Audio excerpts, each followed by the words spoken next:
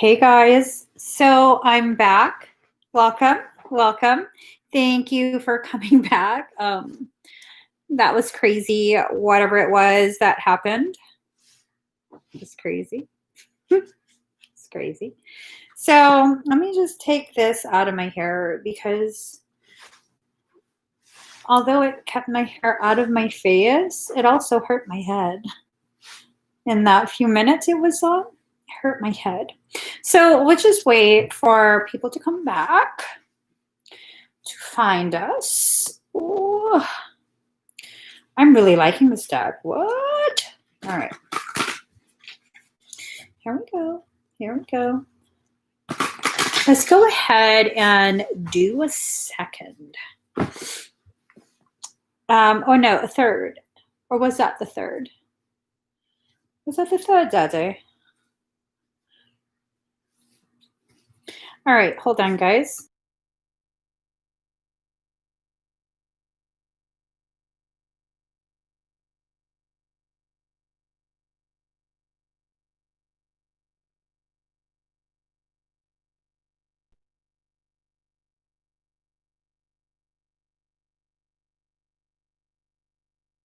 What? All right, guys. So let's go ahead and do number words again. One final one. One final one. Pick a number from 1 to 100. We're going to just got a number. Here's the number. All right, pick a number from 1 to 100. The first comment that I see that matches what I have written will win a clear tarot from me. I don't like my hair in my face, though.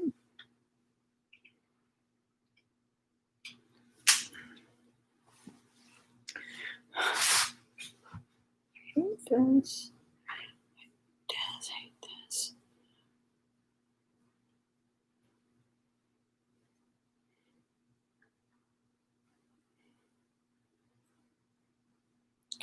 This looks like princess shit. I don't do princess hair. Oh my God. All right.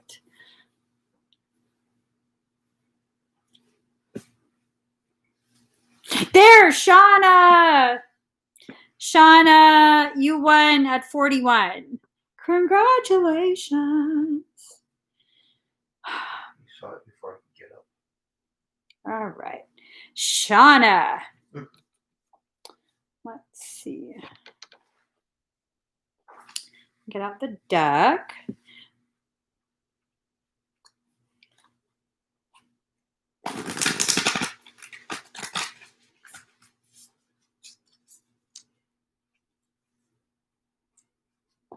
Oops.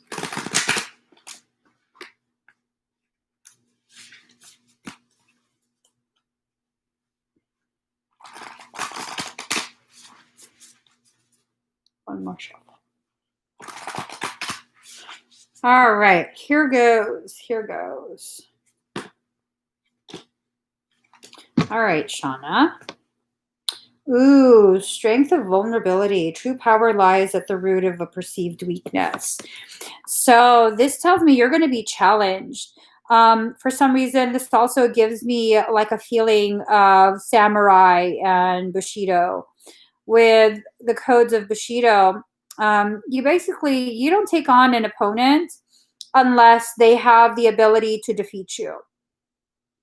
You don't fight or engage with something that you know you can win. You know you can beat them. So, definitely going to be tested. Don't allow yourself to get triggered by those who you already know, like you can put them in their place real quick. It's not a challenge. It's not really anything that's going to grow you. You know what I mean? So we just leave that alone.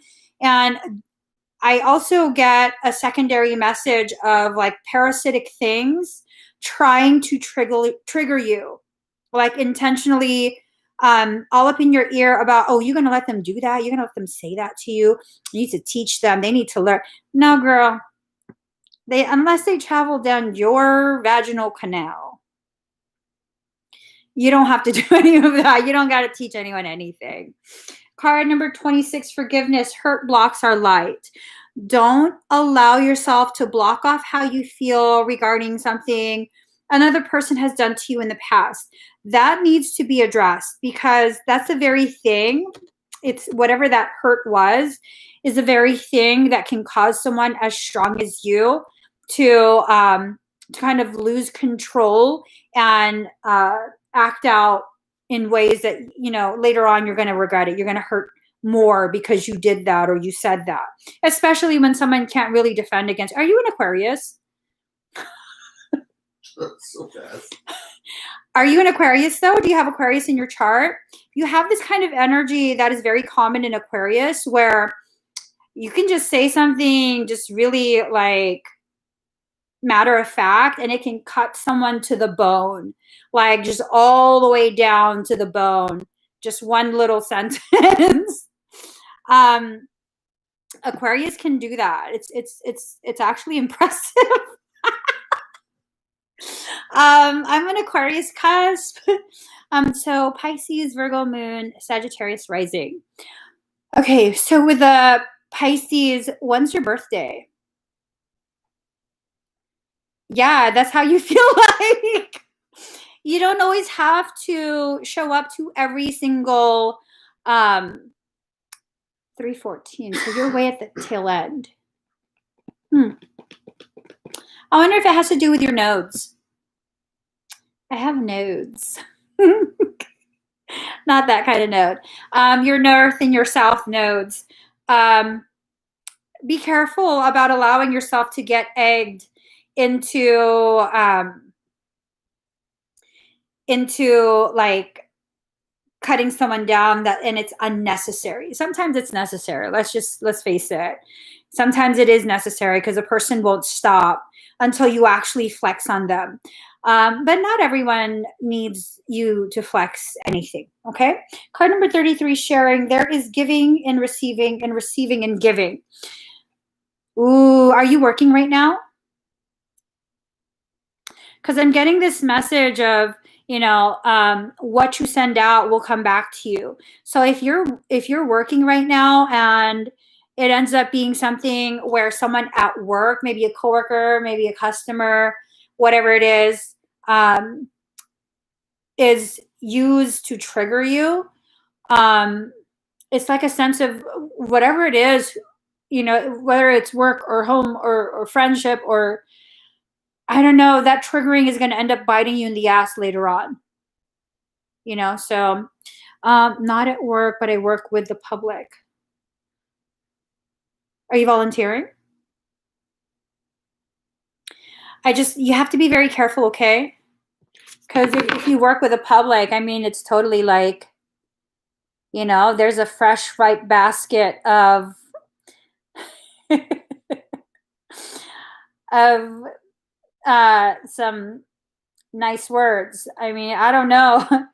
When I say nice words, I mean like Aquarius type of attacking words. I tell you, if I needed a fighter for Fight Club, I'd either pick a Scorpio or an Aquarius. Because they'll get shit done. I'm just saying. Scorpio or Aquarius. If Fight Club is verbal, I think I would definitely go with Aquarius.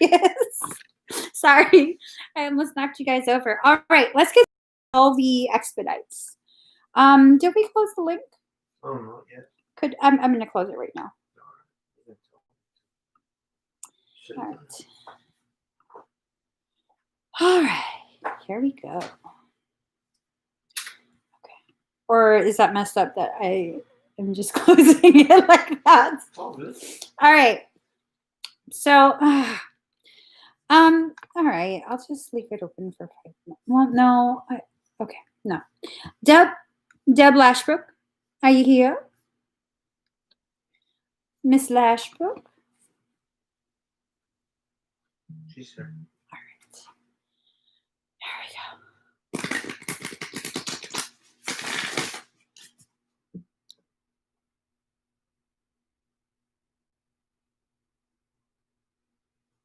Someone crying? No. Are you sure? Yeah, but I'll check it. All right. So this is for Deb Lashbrook. Okay. Michael says, open the link back up. All right. I didn't want to be on too long, but he says there's, I guess, somebody who has to interact with me. All right, Deb. Oh, shit. Girl. Oh, good God. Okay. Girl. Here we go. Card number 18, radical honesty. To believe in the fake,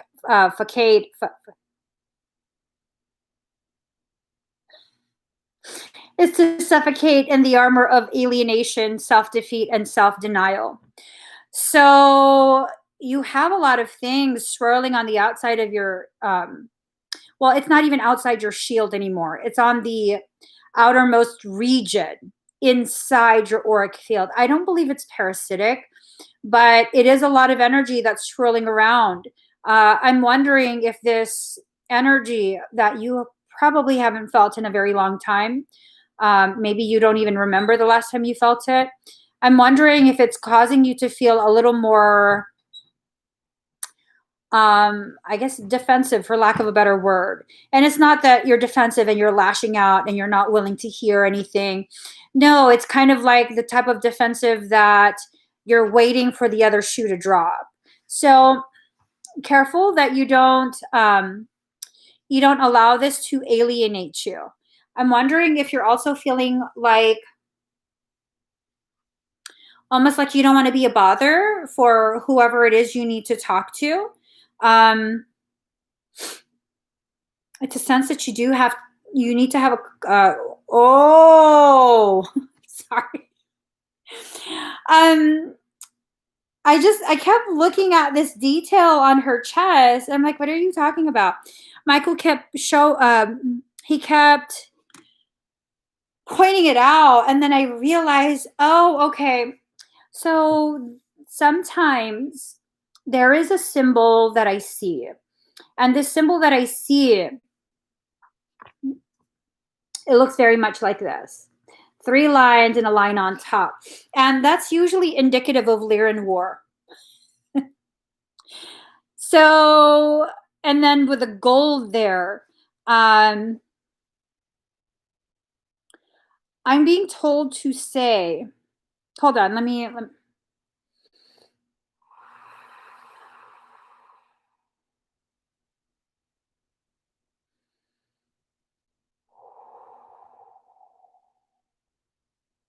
right.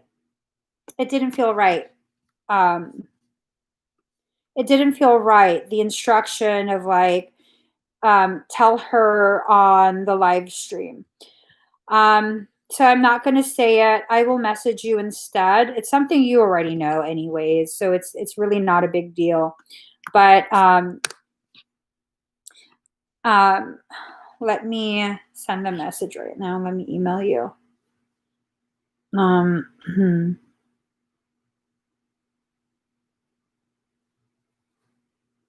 So, hold on. Sorry, I got distracted. I wasn't sure why I picked up my phone.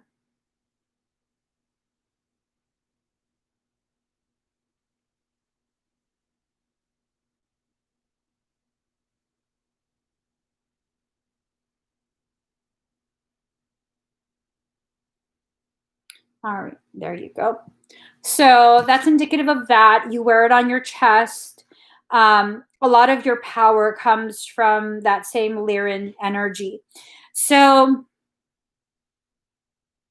to me, this kind of feels like it's okay for you to wear your armor, but don't allow your armor to cause you to separate yourself from your lessons, the messages, all of that. Okay, Deb? Make sure you allow for balance. And then within the household, I felt like this has to do with your household. Card number 38, repair. Making amends rather than fun times reveals a relationship's true constitution. So it's kind of like patching together different pieces.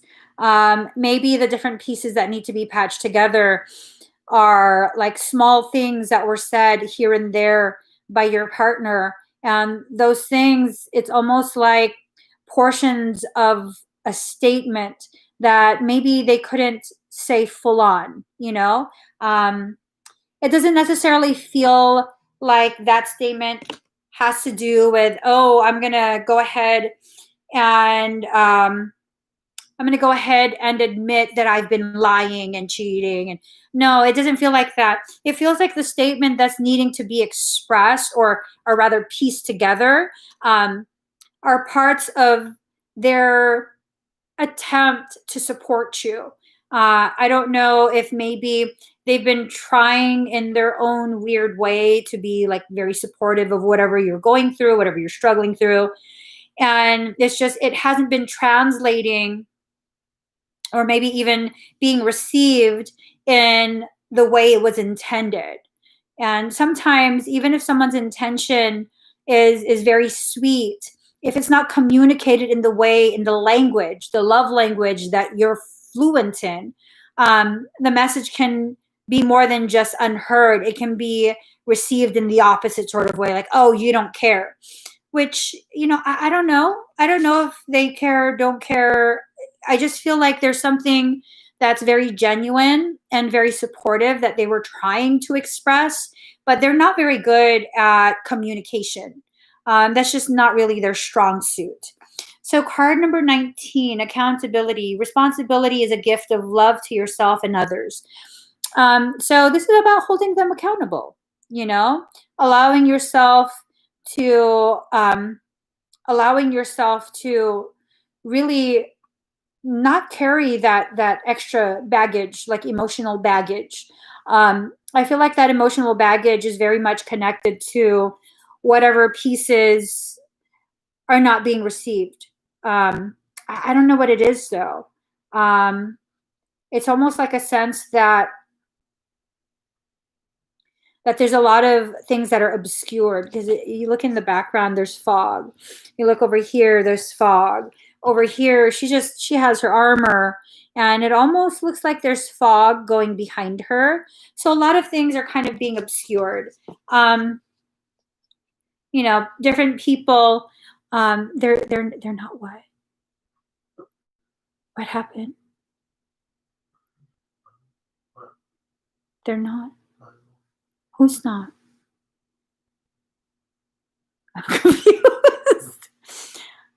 I don't know why that felt like I had to whisper. I don't know. But everyone speaks and expresses differently. So even like with, it does it have to do with expressing concern for you? Like you feel like they're not concerned?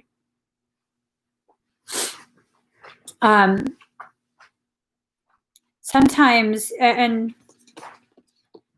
basing it on this image, I would just, kind of assume that it has to do with your partner. Sometimes people just are so different from each other, even though they're in a relationship. Like Frey and I are polar opposites. The way he expresses his love is different than the way I express my love, but it's still love. And for a very long time, there's a lot of like misunderstanding. I just would assume like, you don't love me. Like that. Damn. Okay. So yeah, I hope this makes sense, Deb. It's like this sense of oh shit. Okay, so red light, green light. Now you're in yellow. Red light, green light, yellow.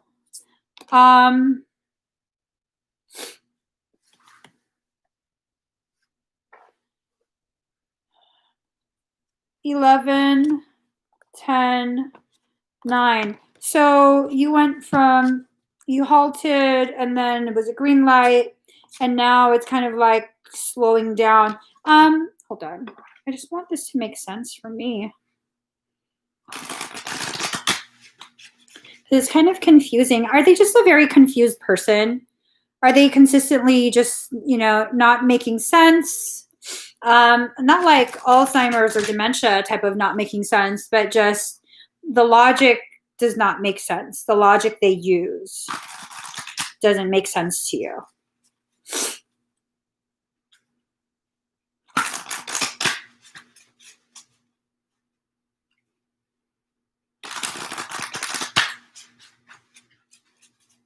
She said another yes. Yes. Yeah. Because it's making me feel like, what? Huh? I'm confused. Do you know what's in your South Node? You've endured a lot. All the things that have been hidden away are coming up to the surface.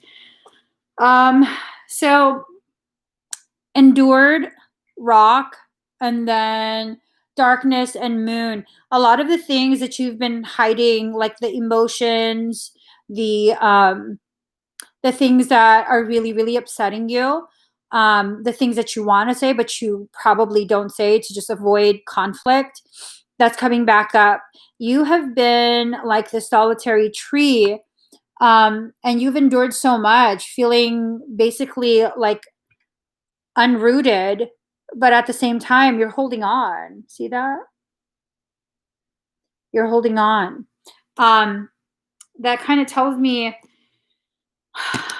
it tells me better what this is really about. Like, I don't know why the order of the cards suddenly switched. It's almost like at one point, maybe there was an attempt to kind of see a little bit more of what the other person was talking about. Maybe that was an attempt on your part, but then it went and caused, I don't know, maybe some sort of rift, maybe a misunderstanding, a little bit of distance. And now it's like you look back,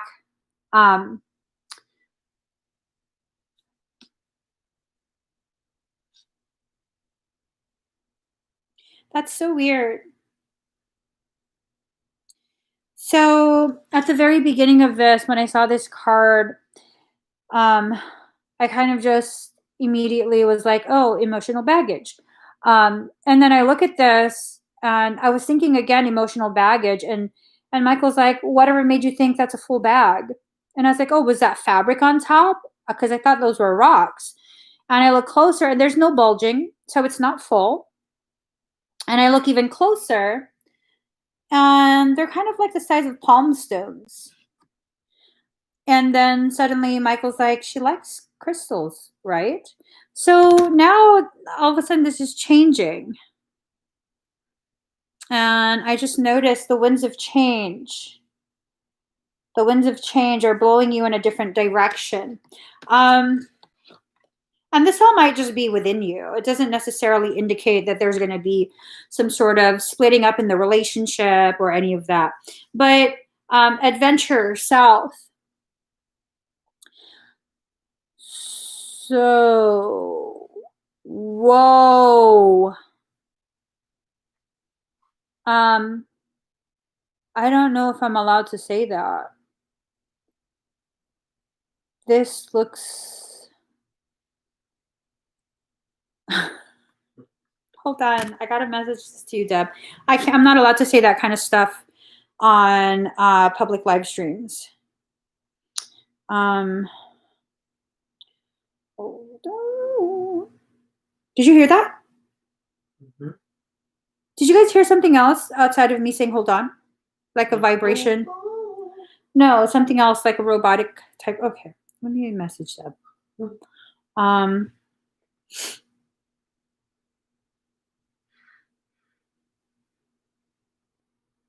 No.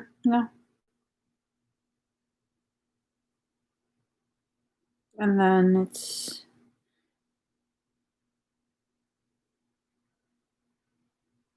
Okay. You have to find out what your South Node is, okay? That South Node is going to help to better explain some of the themes that you're experiencing. And whatever those themes are, it's going to take you to higher levels of being, higher levels of knowing. What did you guys hear? Thank you, Deb.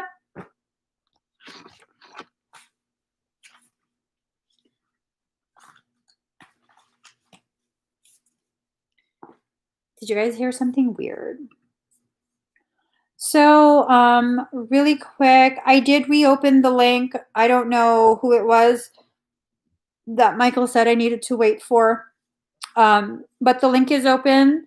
The link to purchase an expedited request is pinned on this live stream, okay?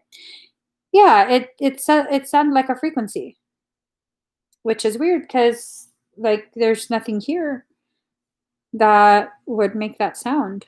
And it felt like it came from right here, which there's my hand. Yeah, I don't know what that is.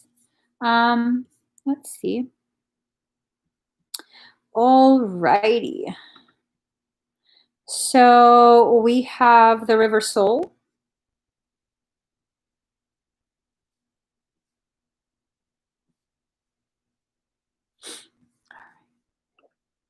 Like a river. Sure. Oh, I don't see her yet.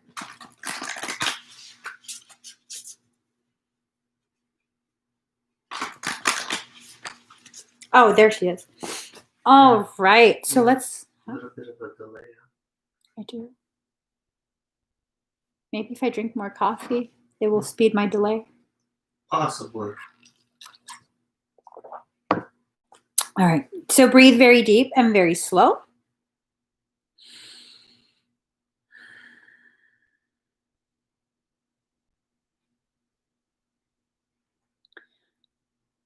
Whoa. All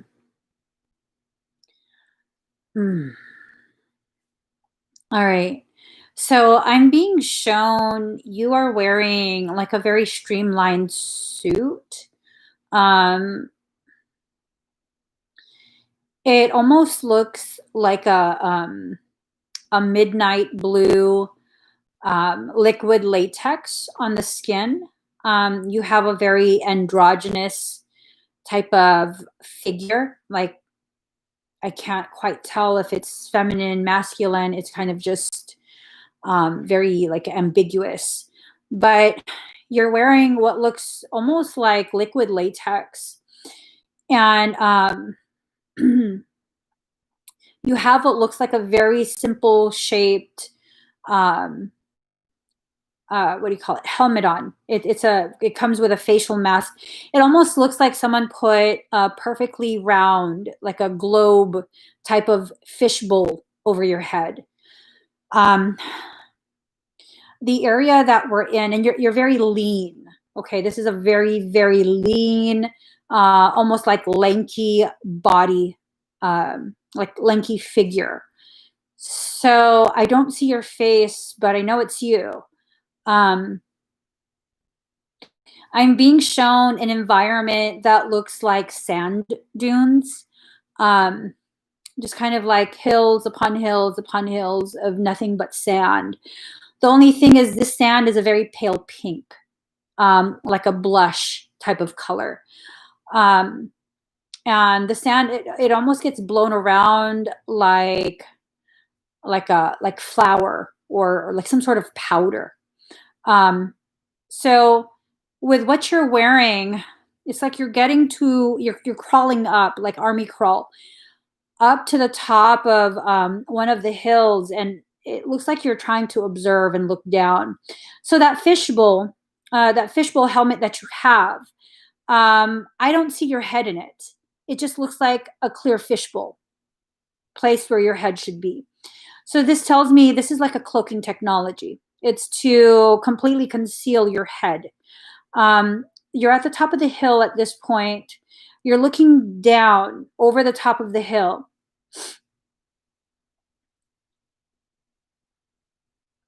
It looks like a triangular, like a pyramid shaped ship. This is obviously not Earth because I don't believe there's any pink sand on Earth. These are all very pale pastel colors. You're observing. There's commotion inside this pyramid type structure. I know it's a ship because I've seen this before. Um, this vision, very interesting.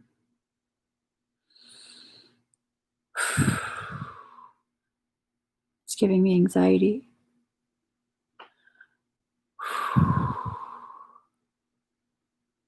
How do you feel? Do you feel okay?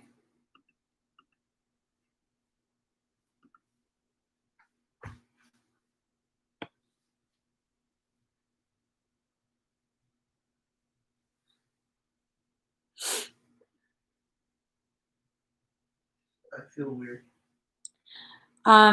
Like kind of anxious, weird.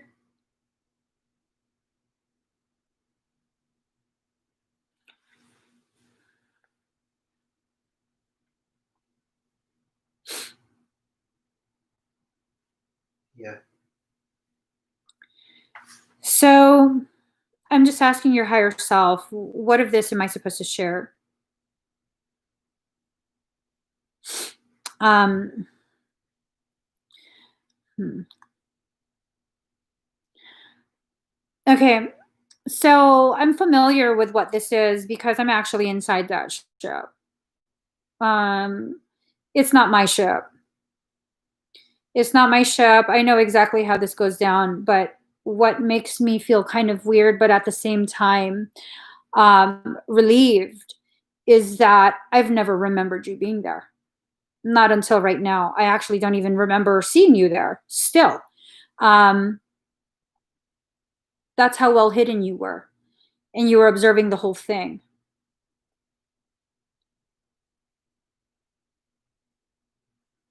So, this is an extraterrestrial life, obviously. Um, this is one that carries a lot of weight with it. It's a very significant one. I'm not too sure. I'm not too sure what information um, your higher self wants you to know about this. Like, how does it affect you in this life? Does it even affect you in this life? Or is it something that just kind of you need to know for something later on? Um,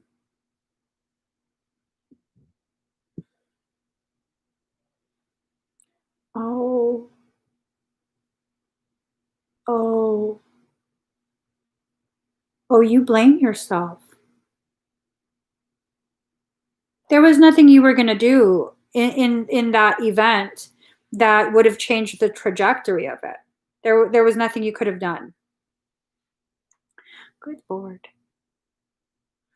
There was nothing you could have done. Blaming yourself is not going to do anything for you. So, um,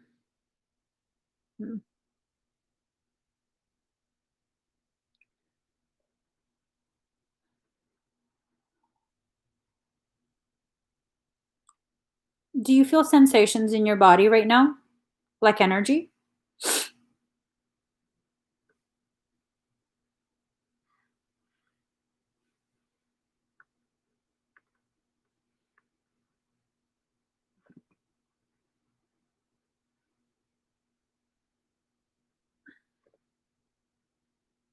Yeah, I'm kind of tearing up.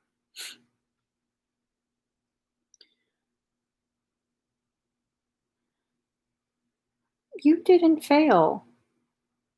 You weren't supposed to interfere. So I'm being given this like really I don't know. It almost feels cliche, but it's this sense of like so I'm not sure if you guys know this, but you can fold the fabric of time. You can fold it. It's not about traveling anywhere. It's about understanding the fabric itself and folding it. And so at some point, um, I'm not sure. I was going to say I'm not sure who sent you back, but that's a lie. I know exactly who sent you back. I'm not comfortable discussing it publicly, though. So I can discuss that with you privately if that's something you want to do. But someone sent you to that particular time. You're actually from a future period, not that period. You were sent back to observe. You were not supposed to interfere. You were sent back to observe, and that's what you did. Observe without detection. You're badass. Because I don't, like I said, I don't ever remember even feeling your energy there. It just, yeah, I'm actually surprised that I'm being shown this, but I know exactly what this is. I've had this memory for a long time. Um, so we probably need to have private conversation if you're okay with that. For that private conversation, remind me of the pink pyramid, the serum, and the hatch. The pink pyramid, the serum, and the hatch. Those will trigger my memory. Okay? Pink pyramid, serum, and the hatch. Sorry. I'm like, I gotta play games with myself. All right. So I'm gonna go ahead and get my earbuds. Right in the world. Here it is. All right. Let me just that. If you're ready. Oh, hold up.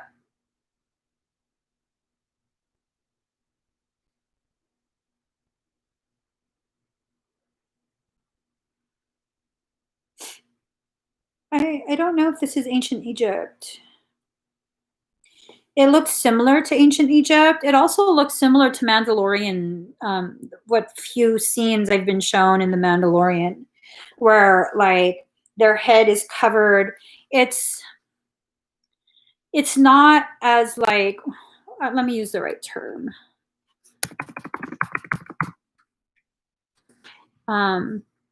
It's like a loose hijab. Just that like the fabric that lightly covers here. I'll show you exactly. It's even a similar color, which is fucking. Okay. Oh, it's this one.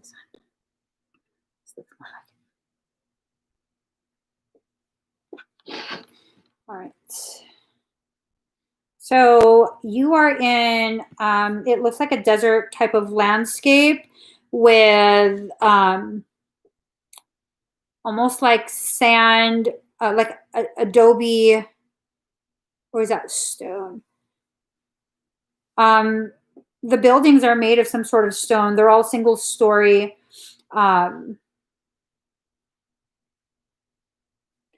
Very similar coloring. The material was like a linen type of material. And you're following something.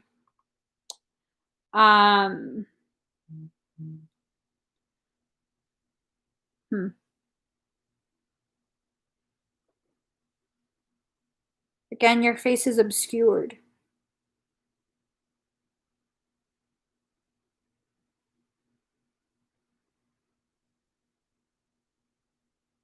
Do you feel energy right now?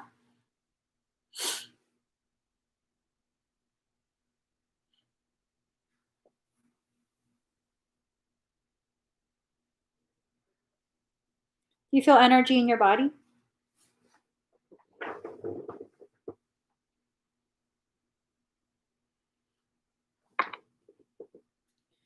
Your hands are cold.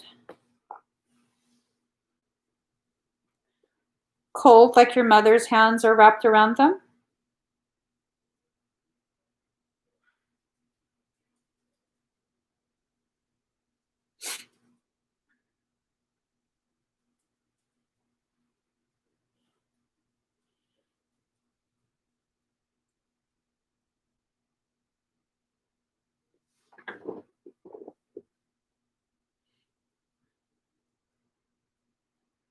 All right. I'm being told to leave you with that question. Okay. Um, so this is connected. It's another detail of that life. It's not a separate life. It's a separate time and a separate place, but it has to do with that life. Okay, that same life.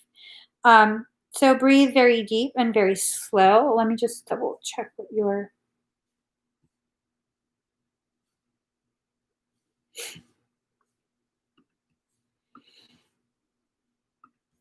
All right. So breathe.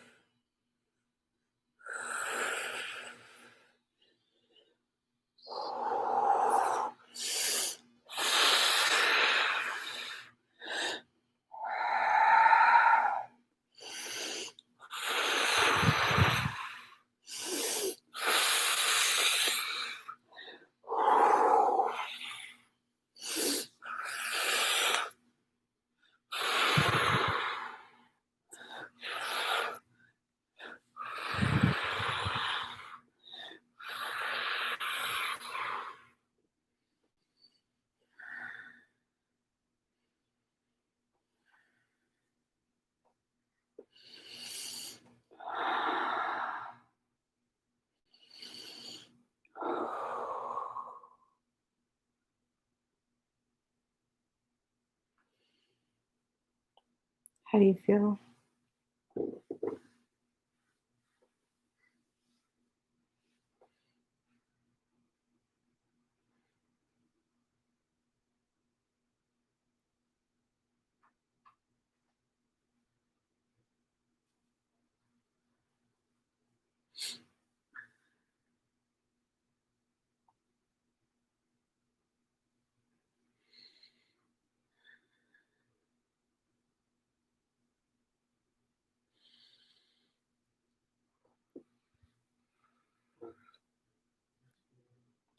Thank you.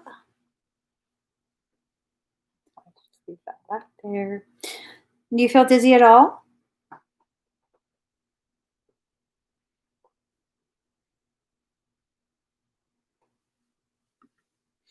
No. All right. Perfect. I hope everyone else feels okay and not dizzy.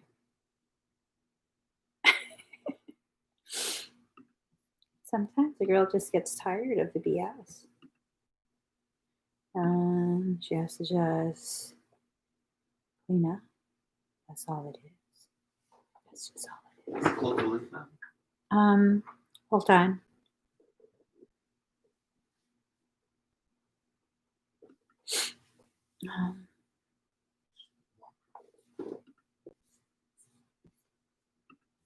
No, not yet. Whoever it is, still not here. So, Miss Melissa, are you here?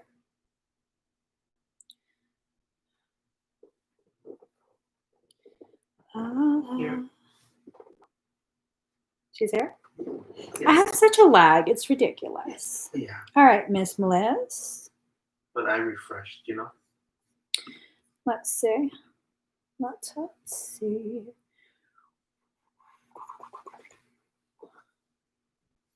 You're the one that I think about all day. Okay. So let me go ahead and get us out.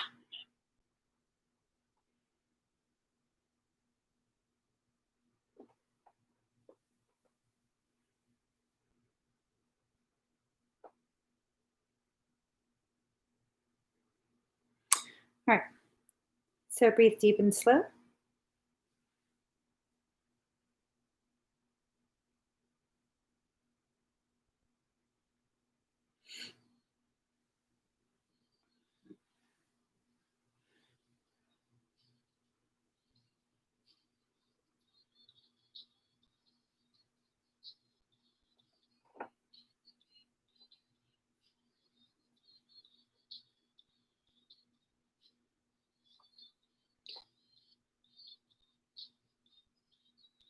This looks like Lyra.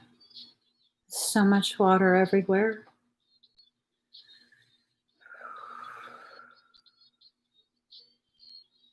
I'm being shown one of your home planets.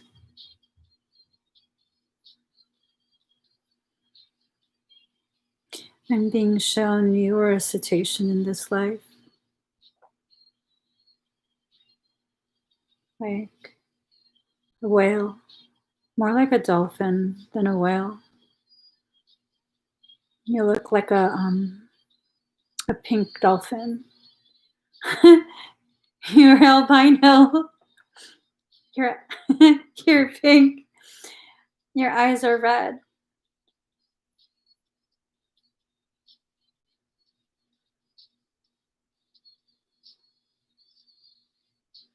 You were hybridized.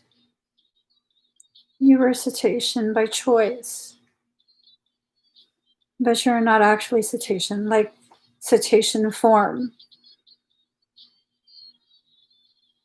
You were hybridized with something that could shift. You're showing me something in the water. It's very deep in the water.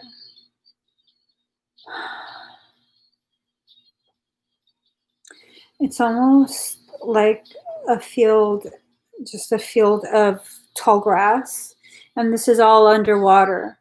In this field of tall grass, I'm seeing little fuchsia violet flowers.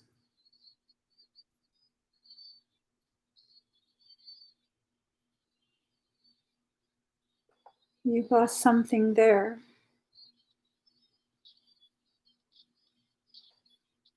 You're asking me to find it.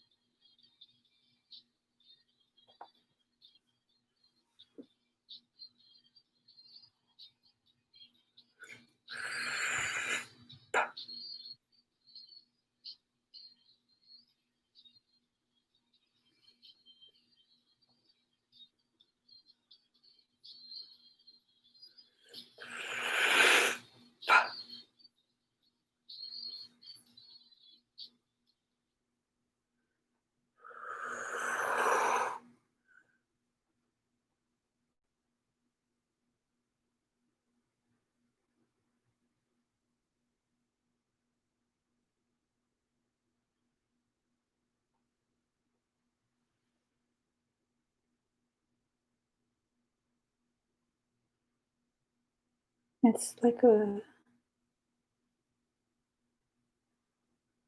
ring.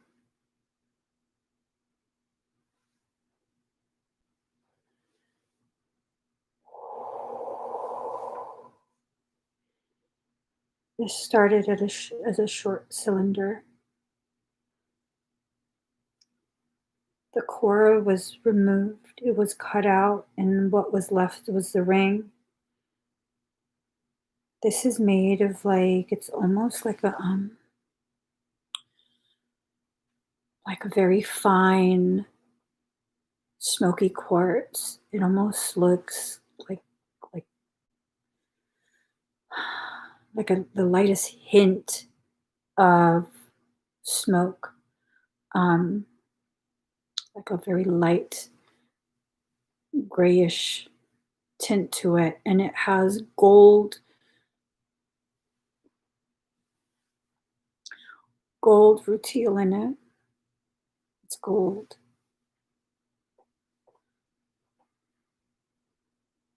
You carried the ring, and another being carried the core. You chose to be cetacean form. You needed that ring to reconnect. There was some sort of massive explosion, and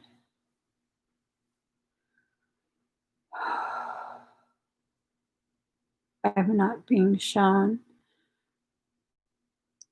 I'm told it's not necessary for me to see because it would be too difficult. Too difficult for me personally to witness it.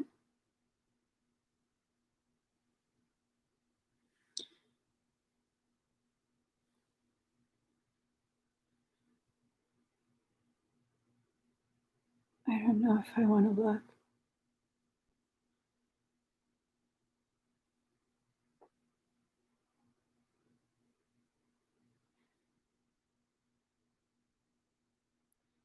I feel like I'm looking for you,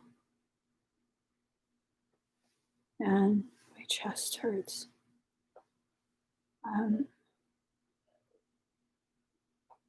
um, I don't want to look at my chest. I'm pretty sure whoever I am,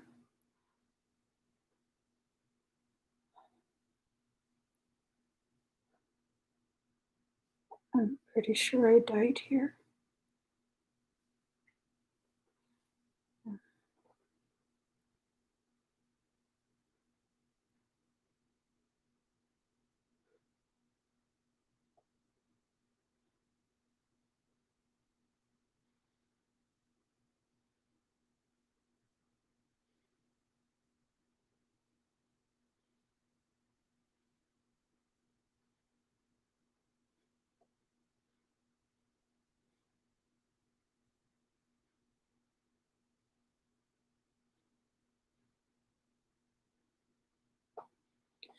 Daddy?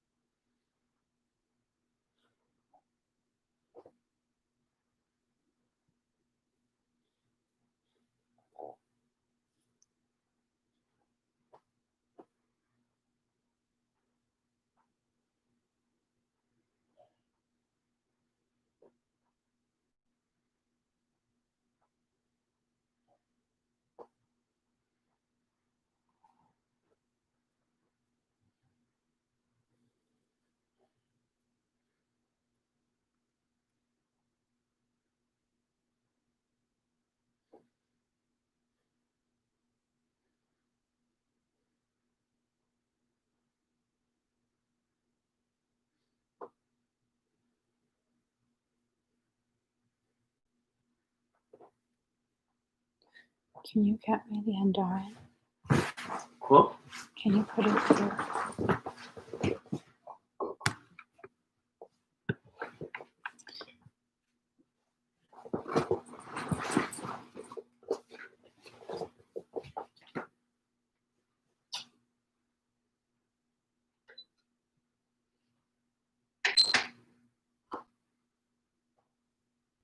Are you sure? Yeah.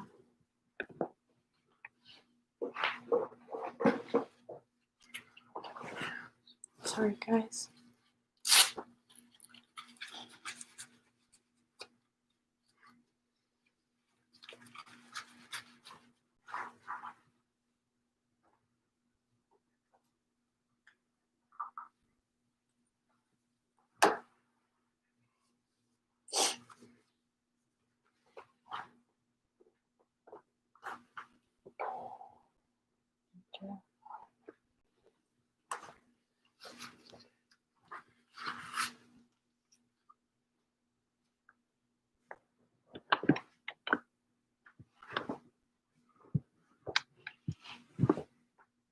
Can you thank you.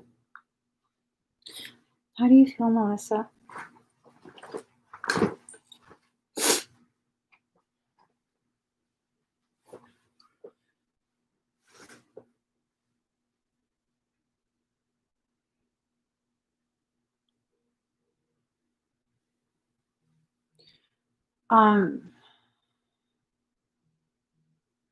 So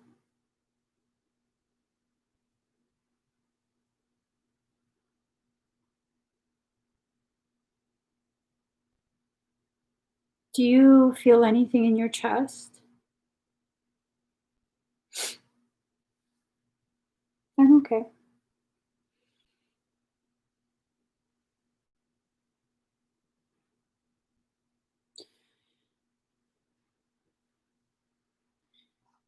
Do you feel anything in your belly?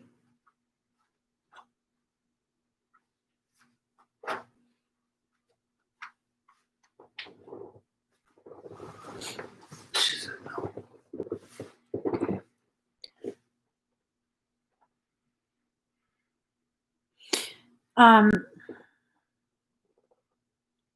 So it seems like this was some sort of almost like a puzzle, like a 3D puzzle piece, kind of like I don't know, like a best friend's um I don't like the stuff you would get your best friend or your boyfriend in high school where the two pieces fit together, like um maybe it's like a moon pendant, and the moon kind of comes apart, or like a lock and key type thing, except this was a ring and the cylinder that goes into it. It was a solid piece at one point, and the core was removed in one piece. Um,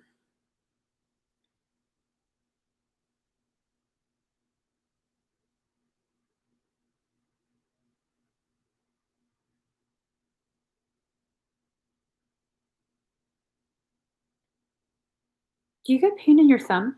Is that the finger that hurts you? Because you wore the ring portion on your thumb, and your thumb is missing.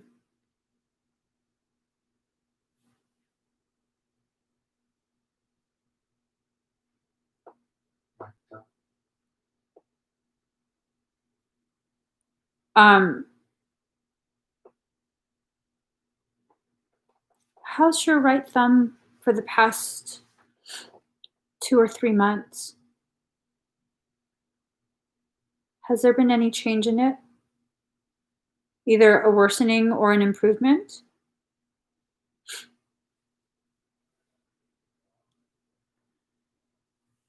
Achy, but not bad. So kind of an improvement? That's karmic bleed over.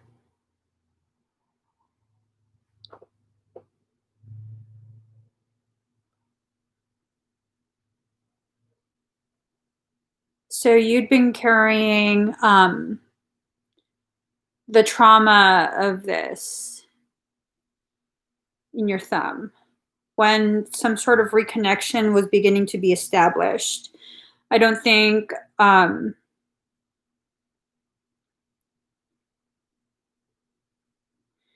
whatever it was that happened, um, you were with somebody, there was a huge, like, percussive blow, huge percussive blow.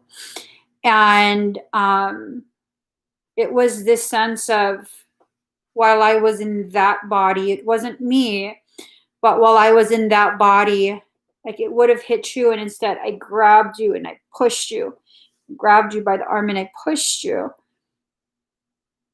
And because I was still holding your wrist, like, no.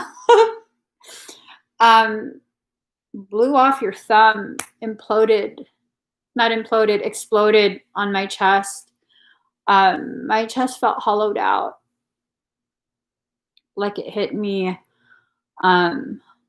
slightly left of center. Mm.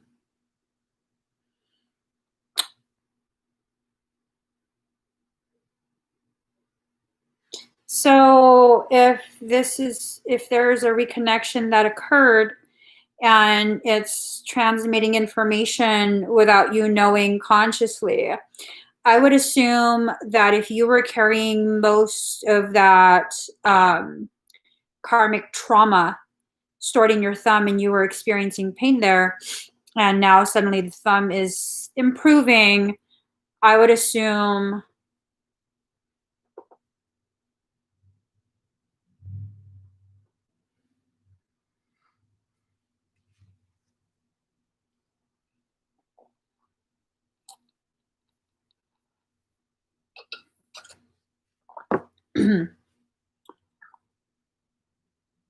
that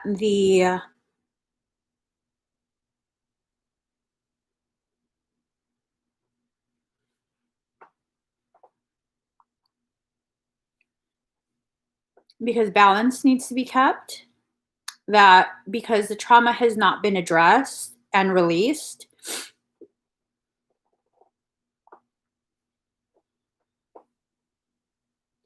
it would transfer.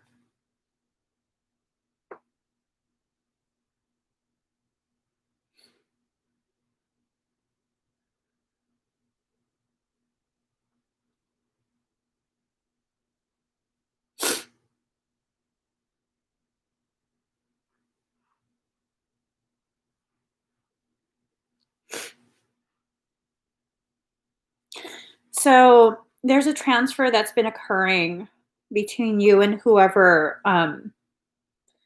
that was. I assume that it's been kept kind of like in a holding pattern because you were looking, from what I could tell, this is an assumption, you were looking for that ring. It was the ring part of that combo. And I don't know why you needed the ring. So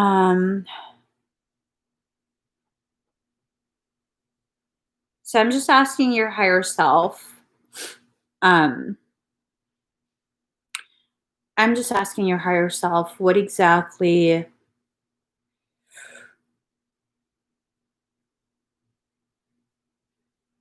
she's just kind of like mute.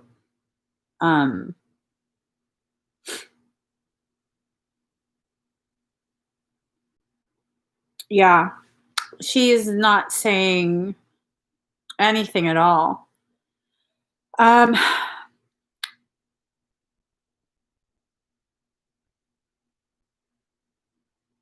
don't know. I don't know what to make of it, aside from you have the part you were looking for. You have it now, and so whatever next step in order to repair that distorted connection, I assume that that's going to be the next step for you. Let me ask your higher self if that's something you're going to do on your own.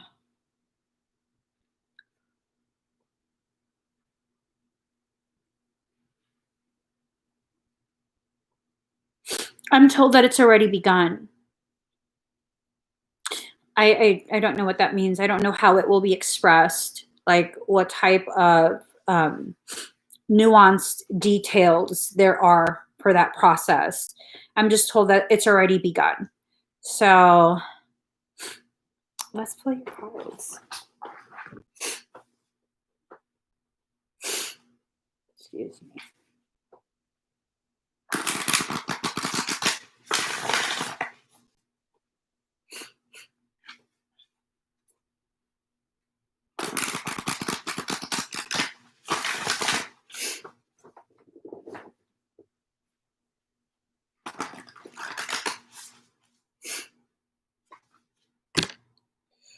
Oh, oh Lord.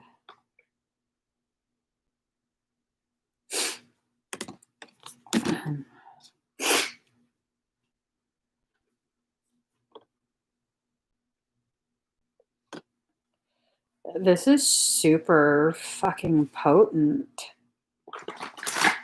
Super potent. Like, holy shit.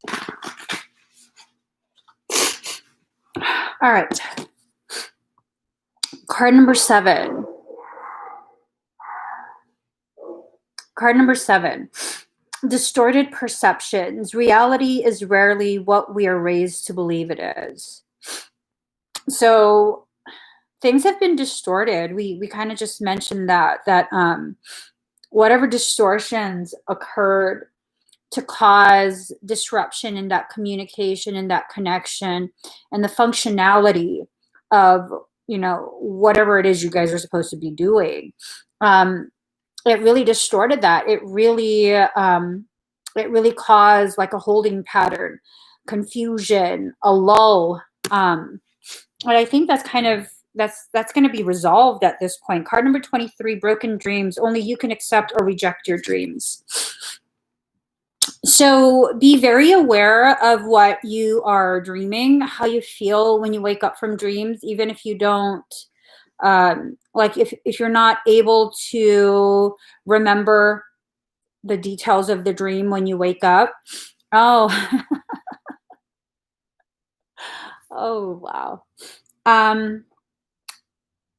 Yeah, the mirror is messed up right now. It's pretty broken right now. So that can be repaired. It can be repaired.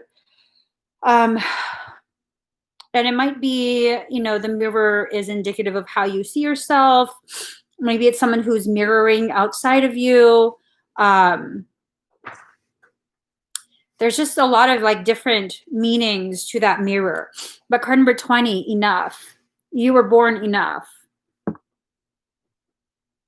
Ooh, I'm going to read you some scripture.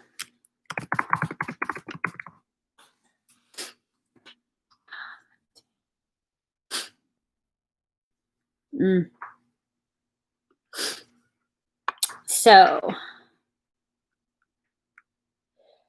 it is Proverbs 31, verse 25. She is clothed with strength and dignity, and she laughs without fear of the future. I'll copy and paste this for you.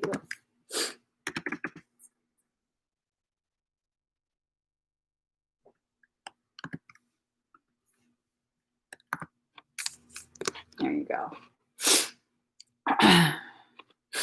So you're enough.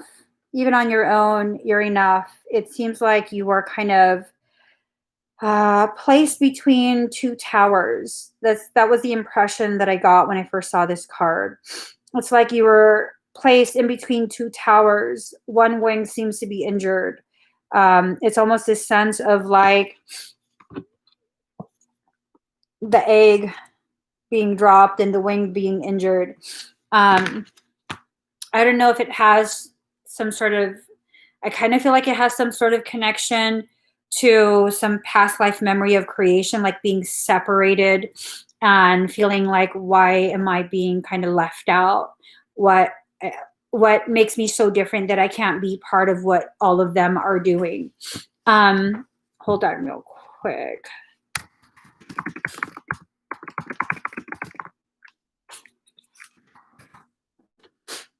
All right.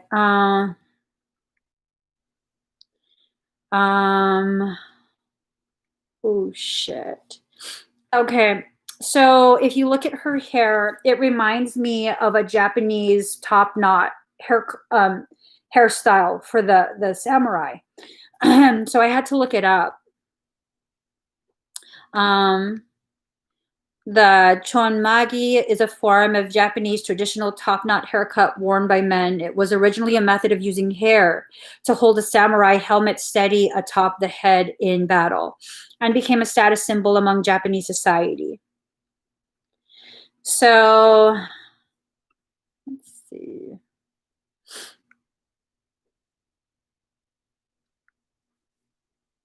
Mm.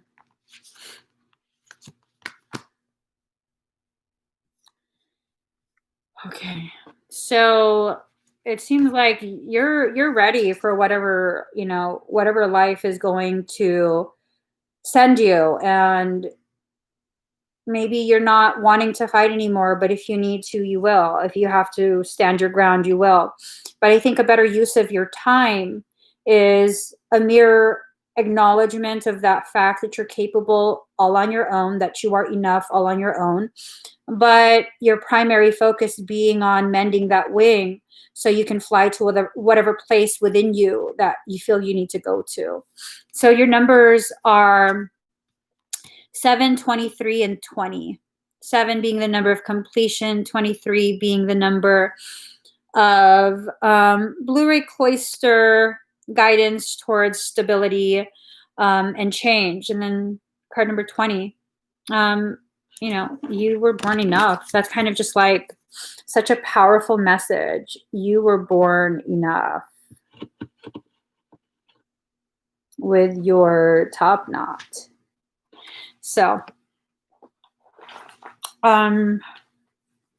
thank you, Miss Melissa. There we go.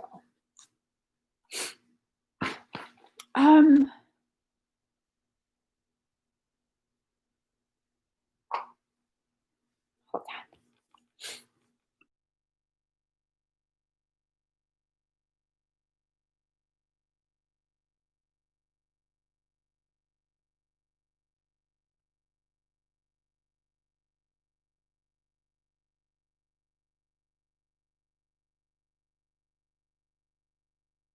Okay. You're welcome. So let's see.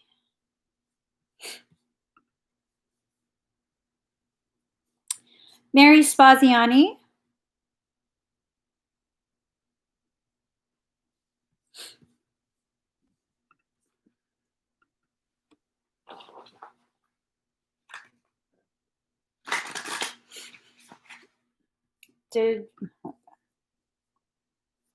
Did we already close? Oh, no. I think I did. Oh, let me close that.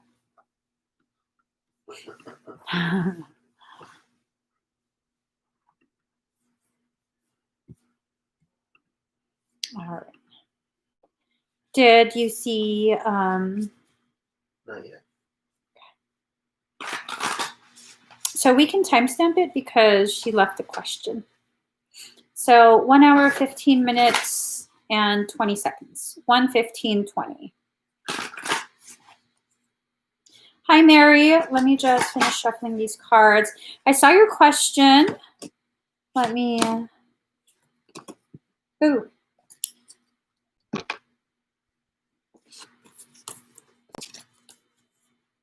Ooh, card number 42. May your body be where a harmonious balance of love, strength, light, and pleasure lives.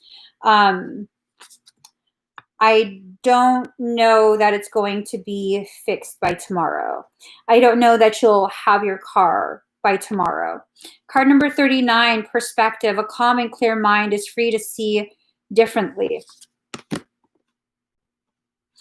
So you're kind of separated from where you're trying to get to. You're trying to see a way through.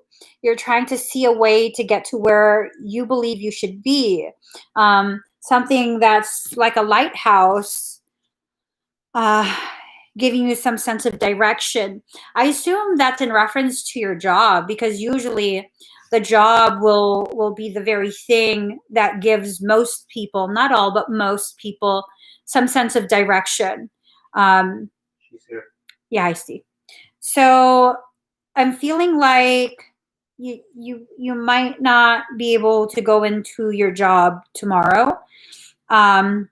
Feeling like you're probably going to sit at home and need to, I don't know, maybe just sit in a bath and do something to kind of pamper yourself, not necessarily spend money pampering yourself, but do something to just make yourself feel loved and chill. I see you, Mary. I think she has a lag. Probably. Yeah. You wanna? Are you gonna tell her? Okay.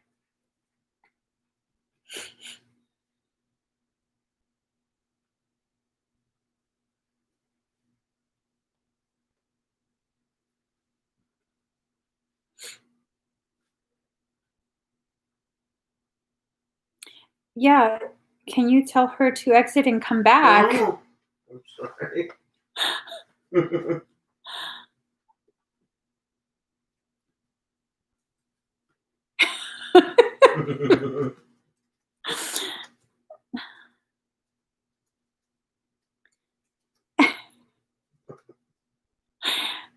impatience in me is about to type it myself. I can't type as fast as you. I know. I just wanted to hear you say that.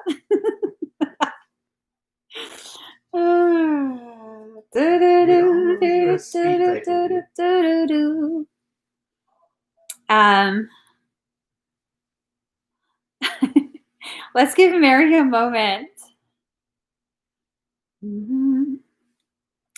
You're all I need to get by. Hi, hi. You're all. She's doing it right now. Okay. I need to get by. Maybe if I. Mimi, no? Oh shit, it's stuck. Mimi, no.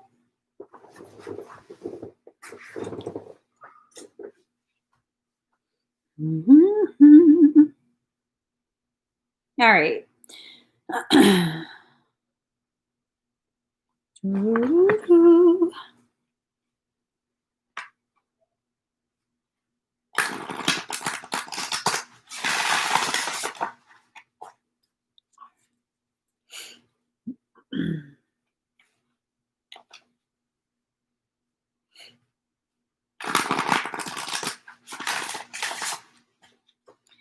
So let us see if maybe Mary's back. Do you see her comments? Because I have a lag on my end too. No, no. I really feel like what's going on is as we approach that 12-12 portal, there's going to be more and more attempts to really interfere with people receiving their messages. More attempts to interfere with me being, willing to give messages. I'm just saying, I get in my moods too.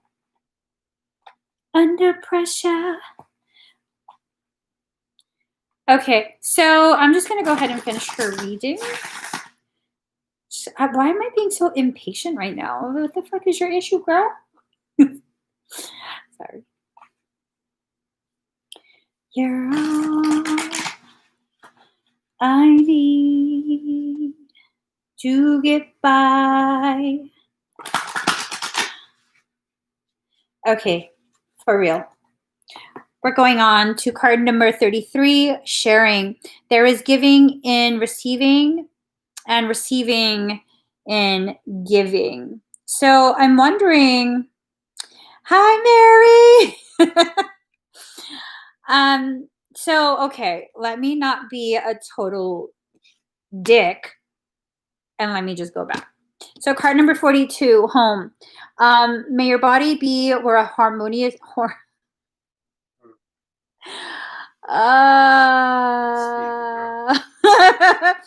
a harmonious balance of love, strength, light, and pleasure lives. Mary, I think for your question, you're probably going to be staying at home tomorrow. I don't think you're going to be going into work. I also got this like sense from card number 39, perspective. A calm and clear mind is free to see differently. I feel like that lighthouse is your work beckoning to you, beckoning. See what I did there? Yeah. Beaconing. Beaconing to you, because it's like a beacon. It's like calling to you, but there's a huge divide between where you're at and where you're trying to get to. And you can continue to look for different ways to kind of bridge that divide. But I don't think that that's going to happen tomorrow. Okay. And there's a potentiality, you know, tapping into, what are we tapping into? Fucking A. Oh, Lord. Everything just left my mind. There is a giving and receiving and receiving and giving. Oh, I feel like this is your soul giving you a way to kind of go in a different direction. I don't know why I feel that. 99% at 6:30. 99, 6 plus 3 is 9. 30. Wait. Yeah. Oh, 6 plus 3 is 9. 0. So 9990. I feel like you're being redirected. I feel like super strongly that you haven't been able yet to find a way to give yourself space from your job, because hello, bills. I mean, I don't know. Soul sometimes irritates me because it's like, what do you want me to sit at home? Really, who's going to feed me? Because food is just so important to me. Who's going to feed me? Who's going to buy me ice cream? You know, I can't go in a different direction without a car. Well, I think the loss of the car, or the delayed retrieval of the car, it might be what forces you in a different direction. I'm definitely not hoping for job loss, but just know that if that's where this goes, that's because something's already been lined up for you. Okay? Just really, really trust in your ability to manifest for yourself. Mary, you've manifested quite a bit for yourself. You've done so much growth. Oh, shit. Here comes Michael talking shit. I was just praising you, Mary. This is not me. This is Michael. Okay? So Michael, I was saying to you, you've done so much growing. You've manifested quite a bit of amazing stuff for yourself. You know, you're doing a good job. And Michael over here is like, you've gotten too comfortable where you're at, which I don't feel like you're too comfortable. And so now things are being put into play to kind of force your hand to make different choices, select different options. So, yeah, I mean, that's definitely a hard one to get used to.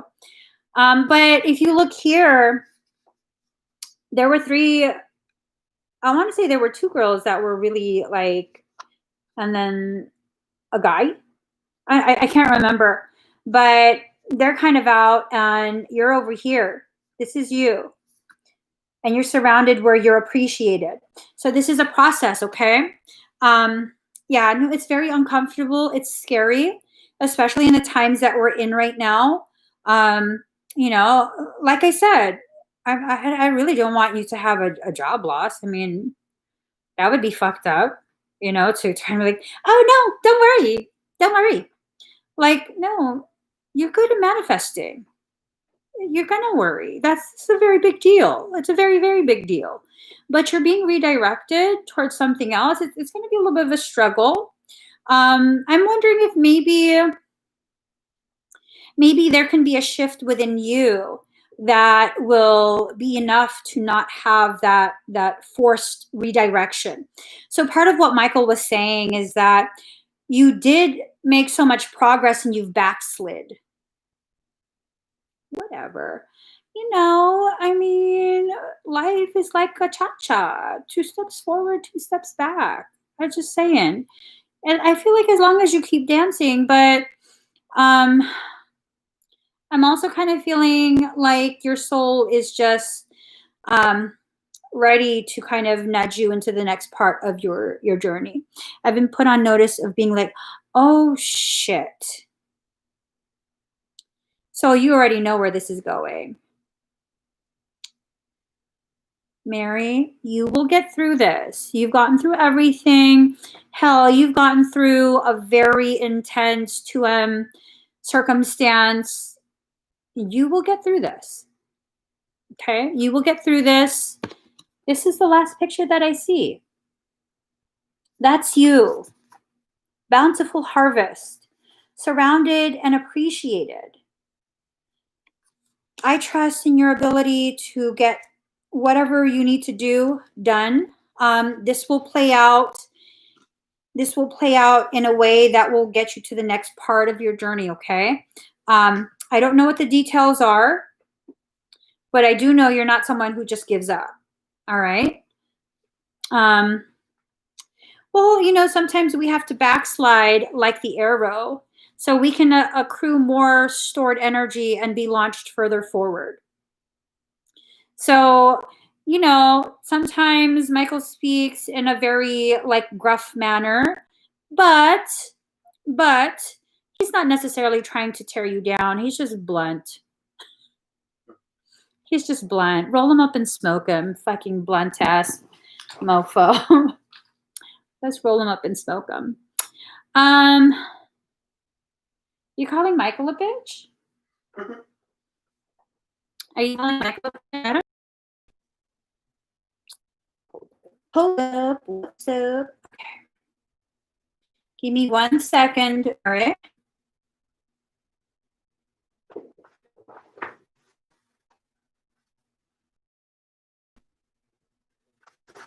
Oh my gosh.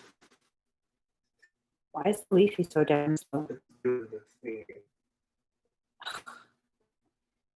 Okay, since it's jammed, I'm gonna just stop. I'm gonna just refund Mary since she's already doing all this stuff she's going through. Fucking shit. Stop. All right.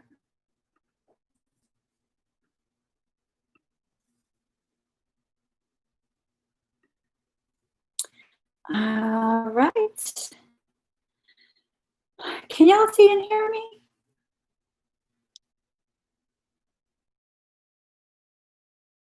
Where I'm coming from. But you will see. It's just a matter of time. I don't know what to do. I don't know what to do. Yeah. All right. We're gonna kill the leafy, that's why. What could have been? What? Yes. What? Okay. Okay.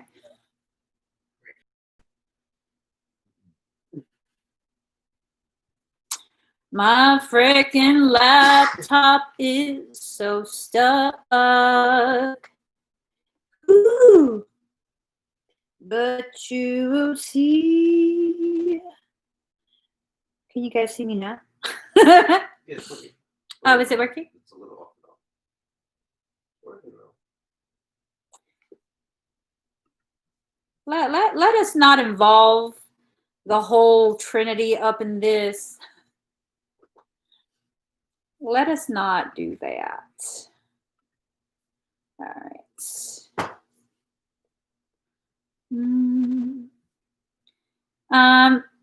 Ashley Ramos, are you here? Ashley. Here. All right.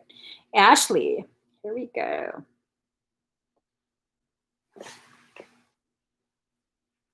All right, let us see how far. Did something happen? Something pretty, like, pretty intense?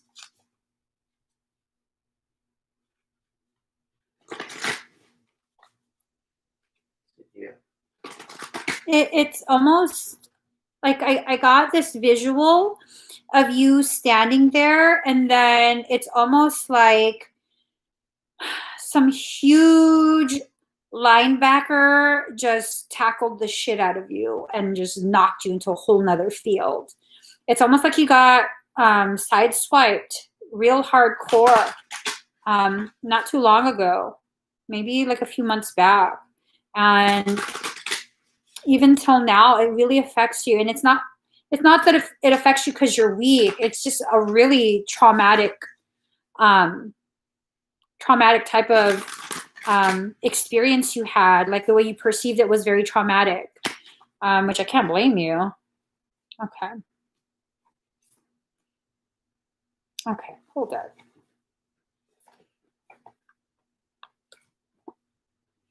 A second. Let me.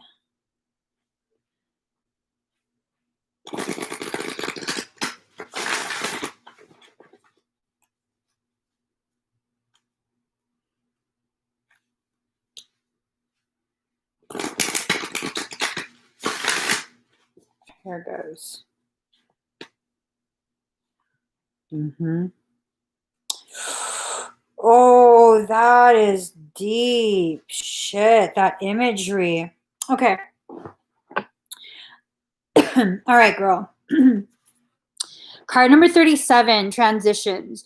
You have all of the inner resources you need to cross whatever bridges arise on your path. So what you need to focus on right now, whatever like wrong turn that happened, whatever ways in which you got lost, it doesn't matter if there's a huge divide. You will be provided the bridges that you will need to cross those parts. I don't necessarily feel like you made a wrong turn. I don't necessarily feel like you got lost. I feel like something was initiated, something was allowed to happen to initiate a trauma-induced accretion. That is a very, very powerful, life-altering type of process. It's one that usually triggers a dark night of the soul, and the dark night of the soul is extremely difficult. I feel like that's what you're in right now. Okay. I definitely feel like that's what you're in right now. You haven't been delayed. Oh,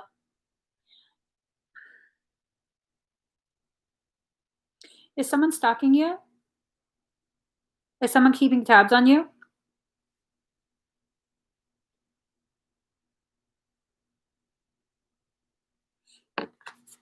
There's someone keeping tabs. They're like,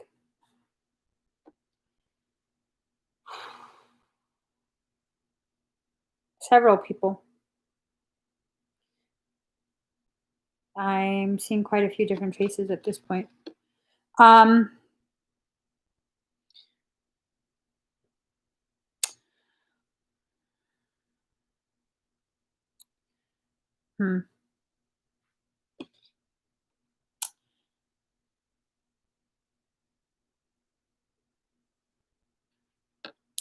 So suddenly a different image pops up.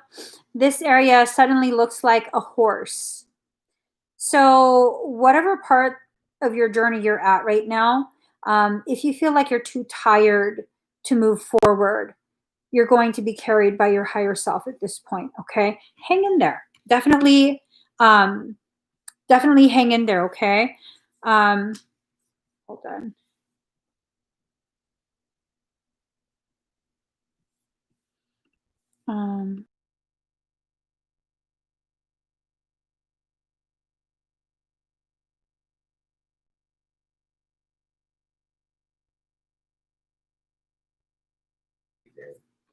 Yeah, I feel like you're just being super disruptive. I don't know if I'm just being like extra sensitive today or if I'm valid in this, but this is for Ash Ramos, not you. So I'm going to need you to stop. So, Ash, hang in there. Hang in there. My focus is completely on you. You're going through a very difficult phase. What we need to focus on is not the difficult, but the fact that this is a phase. It will cycle its way out, just like it cycled its way in. It will cycle its way back out. Okay. Card number 27, renewal. Regeneration begins with decay. Um, so that's what this was. You know, the things that um, no longer serve you on this, it's like you have such a amplified trajectory. It's like you're being fast tracked through something. And usually if you're fast tracked through an ascension cycle, it's like maybe 2, 3, sometimes even 5 years worth of life lessons and pain are condensed into a few short weeks. And then you're given another couple weeks or couple months to kind of sift through it and figure things out. And what ends up happening is it becomes very difficult and we feel very lost and we feel like no one understands and no one hears us and no one acknowledges what we're going through. And maybe we're crazy, maybe we're the problem, or maybe this is the path of a very elevated, very old soul. Maybe this is the part where you have to be rid of all the things that no longer serve you, the distractions, disruptions, all of that stuff. It's kind of like being stripped away from you right now. It's a very like viscerally felt process. But I promise you, when this process is done, because it will finish, this is not a perpetual process, it will finish. You will go through other cycles that are similar in intensity, but this particular cycle will eventually finish. When that happens, you'll look back and you'll see just how much you've grown. It's a beautiful thing. It really is. And you're worth that process. You're worth whatever process or struggle that you encounter to get to that next level of knowing, next level of self realization, self actualization, self activation. So, card number 24, emptied. The ending and beginning lie at either side of the same door. Ooh, that's so deep. That is so, so deep. So if you look at this, at one point you were some sort of butterfly. You're in the process of transformation and you still needed a light outside of you in order to be able to see your path and walk it in a way that makes you feel safe. You're being put in a process right now where that light is coming from within you. You're no longer going to need something outside of you. I don't know if this is a relationship that like ended very abruptly and it was like a tumultuous, very traumatizing type of thing. Or if someone just like attacked you. Your higher self is trying to communicate some of the events.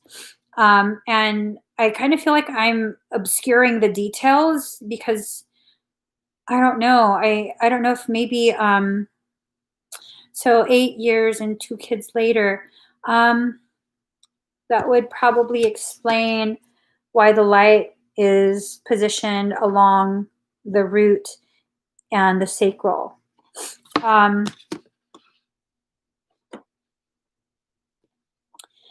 so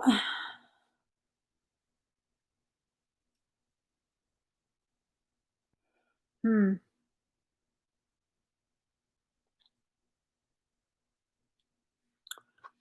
hold on. Ooh. Remember how I said the horses? There was a horse, that if you feel like you're too tired to walk forward on your journey, there is a horse. Um,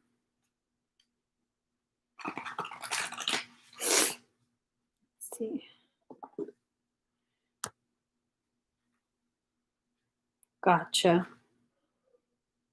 Oh, I thought, why do I think that was a horse too? Okay. So here, card number 22, motion, air. Remember, I was telling you, this suddenly looked like a horse to me. And if you're very tired, if you feel like you can't go forward in your journey, your team will carry you. And shit, it's a whole fucking team. You got, I mean, I think that's enough for like Pony Express wagon style. You get to the next stop real quick if you're gonna be doing it like Pony Express wagon style. I don't even know what the fuck that means, but it sounds appropriate. The thing here is that it's like you've been like shoved through a net, like sifted. It's almost like you're being sifted. And this gives me the feeling of like stripping away the very things that no longer serve you. So are you being sifted or are you being cleared? Are you being like all your parts being torn apart, or are you being cleansed on such a deep level? It's like your old identity right there. Your old identity is being stripped away. So transformation pressure.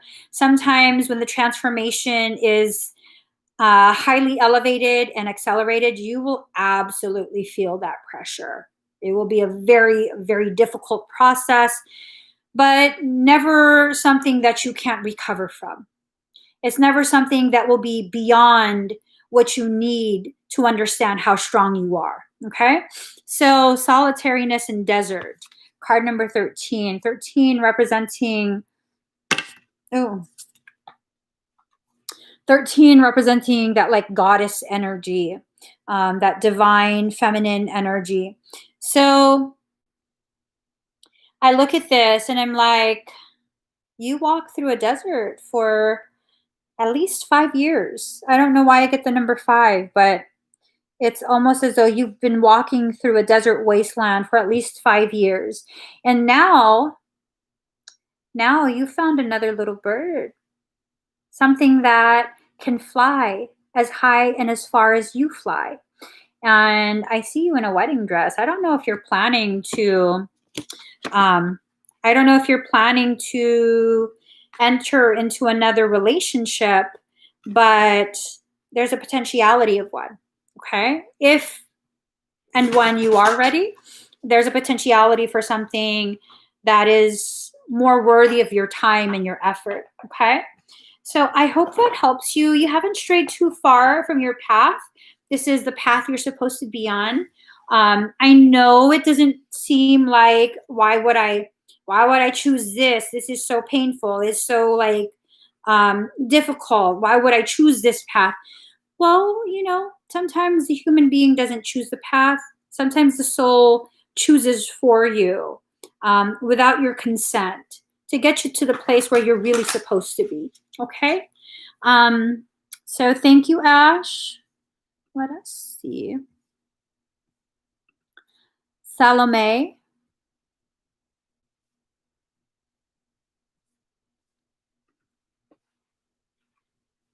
You're welcome. And sorry for allowing myself to get so distracted and disrupted. Hey. All right. Oh, wait, you don't need a reading. Hold on. All right. So breathe very deep and very slow. Oops.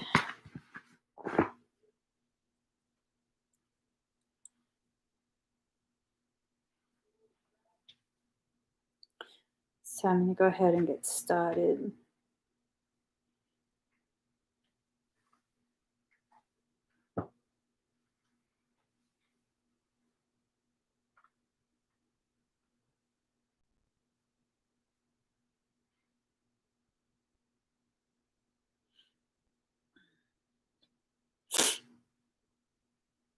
Let me just find a song. Sorry.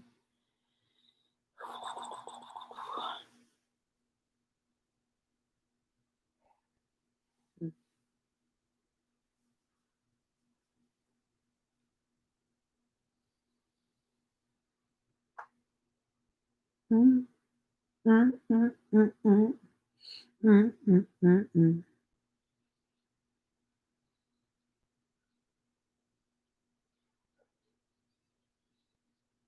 All right.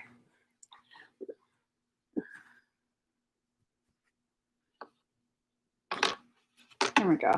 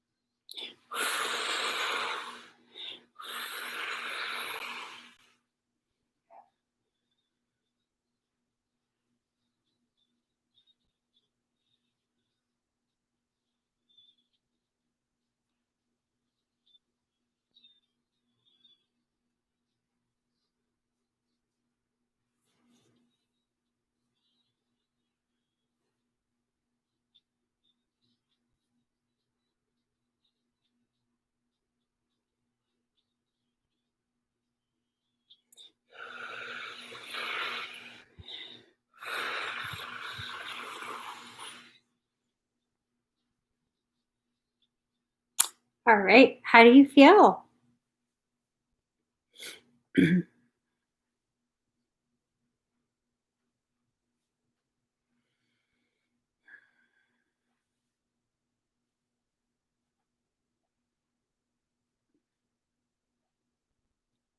Feel great. Thank you so much. Yay. Give me 1 second. I just have to observe your energy just for a little bit more.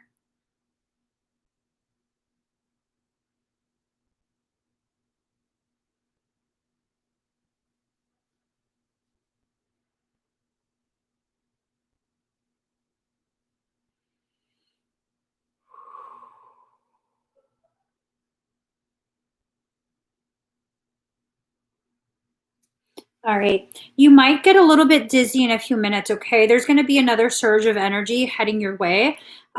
This is something that was a part of what I just completed. There's just a little bit of a delay on your end. That delay is not any sign of weakness or any of that. It's just with your perception, like how long it takes for you to detect, to feel the energy coming into your field.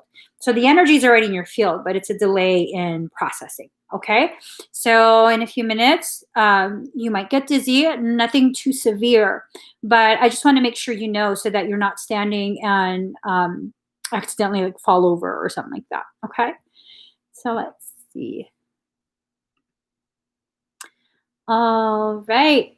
Carmen.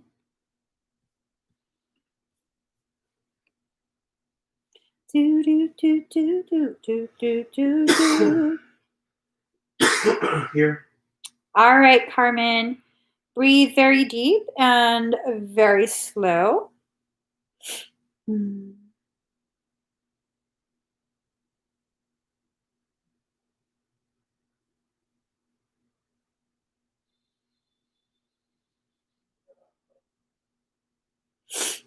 Okay.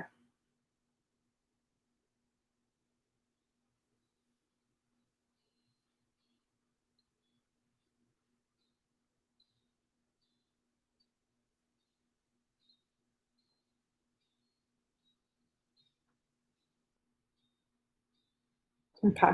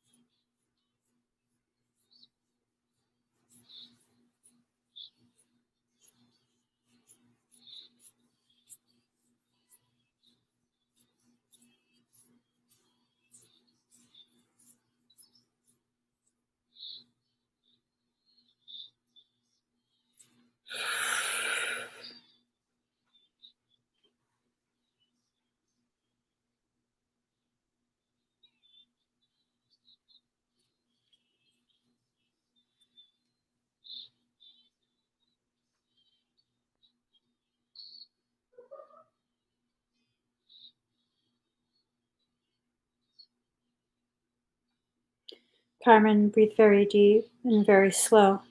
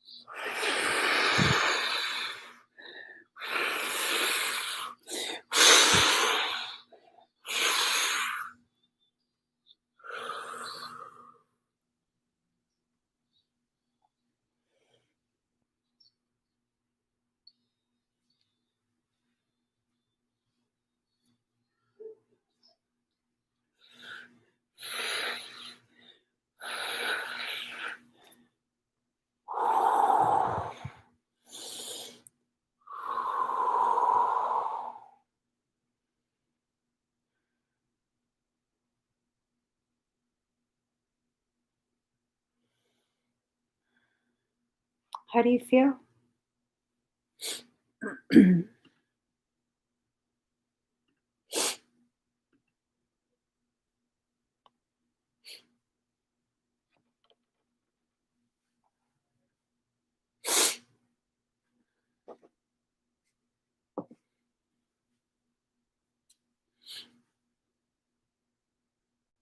Just a little tingle. Awesome. So, Carmen, have you been experiencing some weird sensations at the top of your? So, this is a base of my throat. Here's the clavicles, base of my throat, right in this area, above the heart.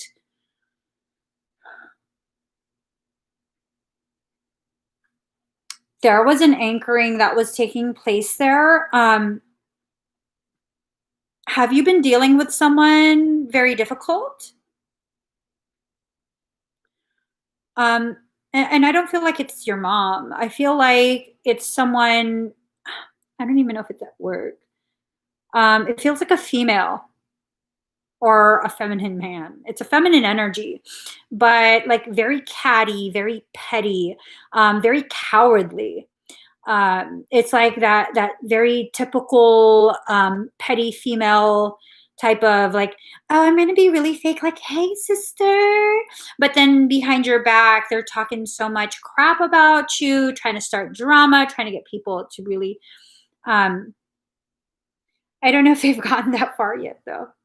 That's where I see it going if it hasn't already gotten there. um, they're heavily infested. And like, just have you been trying to be very patient and like telling yourself like they just don't know any better, I need to be patient?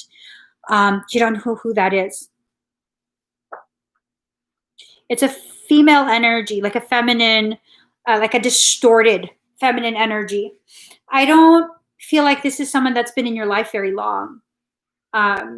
So it's this sense of like you keep telling yourself, oh, I should just try and be an understanding and patient and uh, uh, whoever this person is, um, they're being used as a Trojan to access you.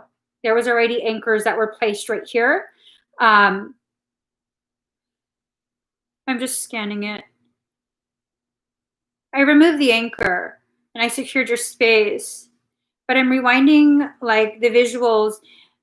Something was attached to it, but as I was preparing to do work on you, it released. You think you know who that? I don't know who it is. I'm not showing a face. It's just like the energy, and that energy, you know, I've known people that are like that.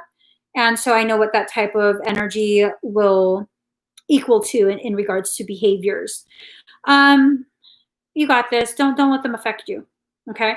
They're going to say whatever they want to say. And the people who are going to believe them are people who already were thinking things about you anyways. There's no convincing them. There's no need to like try and explain your side of the story. Whatever it is, if they want to say something, hey, you know, people are going to believe whatever they believe, whatever. The people who truly matter, the ones who love you, they're not going to listen to that. So don't fall for it. Okay. That's not a relative, is it? It feels like someone you don't really know very well, like a cousin or something. But I don't know. I know my cousins very well. No, that's not true. I know my cousins on one side very well. I don't know. I don't know. It's someone that's already in your life, but I don't feel like you're very close to them. I don't know. I don't know. I'm like, I just don't want to be around that. And it's just a feminine energy, very petty. Don't let them get to you though, okay, Carmen? So let's see.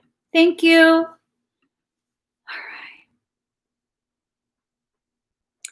right. Okay, Teresa. Love of mine, someday you will die.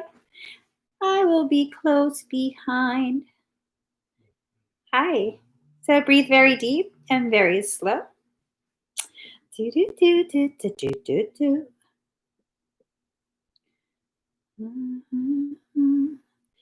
Fishes as Roman rule. I got my knuckles bruised by a lady in black. So, sorry. Let me just find a song.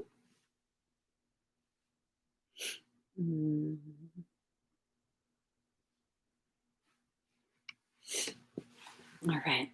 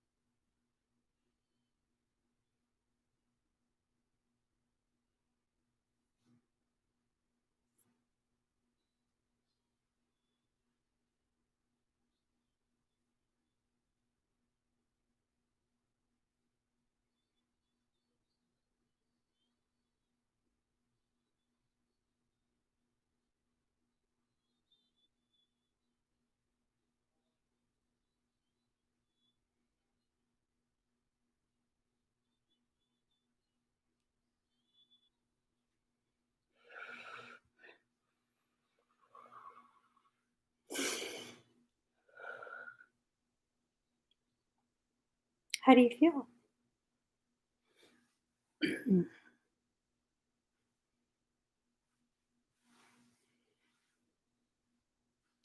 This thing is making me hella sweat. I can't. It's too hot. All right.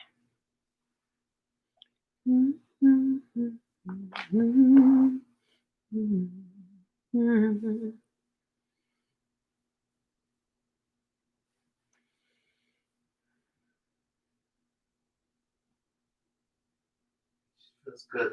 Feel the spin. Yay! It's not making you dizzy, is it? I feel like you'd be okay. But I mean, what do I know? Just want to make sure.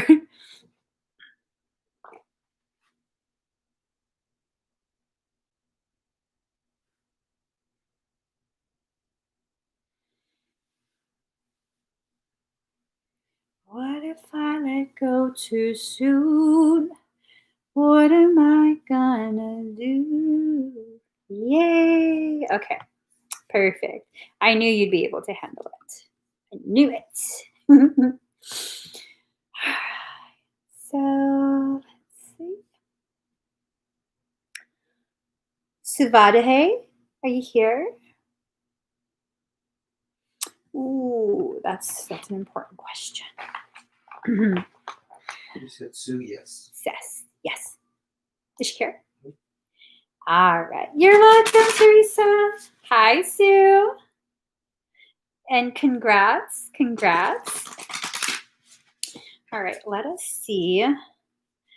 I don't know what it is that you've done to me, but it's caused me to act in such a crazy way.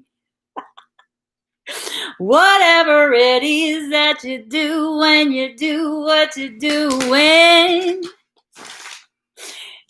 he's dancing.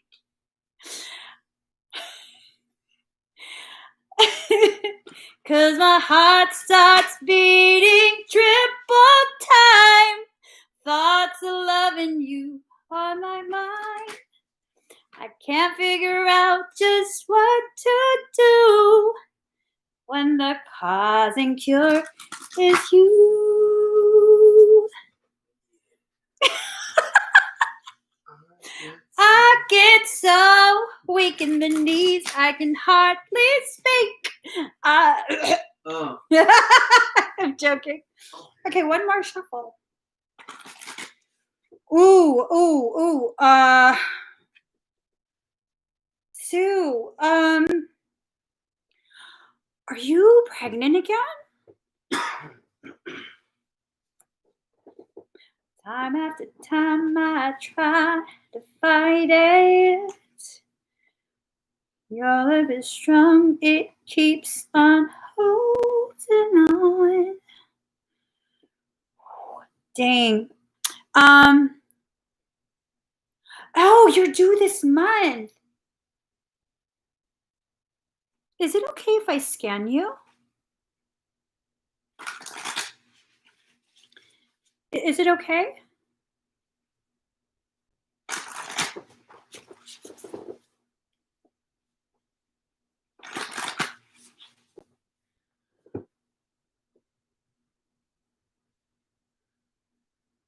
Has your belly been, has the baby been moving a little bit less? I don't feel like something's wrong with a baby. It's just your child is extremely powerful. Wow, energy baby. Yeah. Your child is extremely powerful, and the way it feels, it's existing outside of you already. How soon are you due? Like very, very soon? And that's slightly less movement. I'm not a doctor, but sometimes towards the very, very end, there's just not enough space. Oh, that's gonna make me cry. I think he's coming sooner than 12:31. I wouldn't be surprised if it was, if he started with like labor stuff on 12/12 and then maybe eventually be born on 12/21. He's extremely powerful. Extremely powerful. So card number 12, creative power. Release your alchemical energy into the world. That's what you're about to do. So part of the reason why this card kind of like tripped me out so much, yes, you still have the pregnant belly, but that energy, that gold energy that swirls around her, it's kind of what swirls around you too. It's this sense of like there's already a child that's here, that's already been born, that's existing already. That's how present his energy is. To the point where I'm getting ringing in my ear. Ooh. Okay. So it's not necessarily that I feel anything's wrong with the baby. I think he's just eager to come out. Very eager. So 12/12. That might be the process when that starts. So it's a 12. Card number 25, emotional energy. Emotions are messengers to be met with appropriate attention, action, and gratitude. Were you planning on leaving the relationship? Is that kind of like where the question is headed?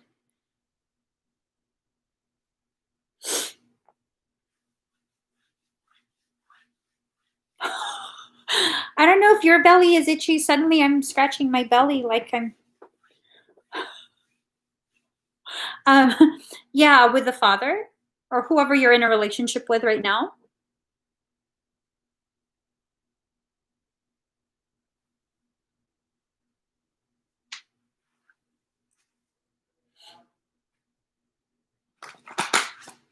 He refuses to speak to you.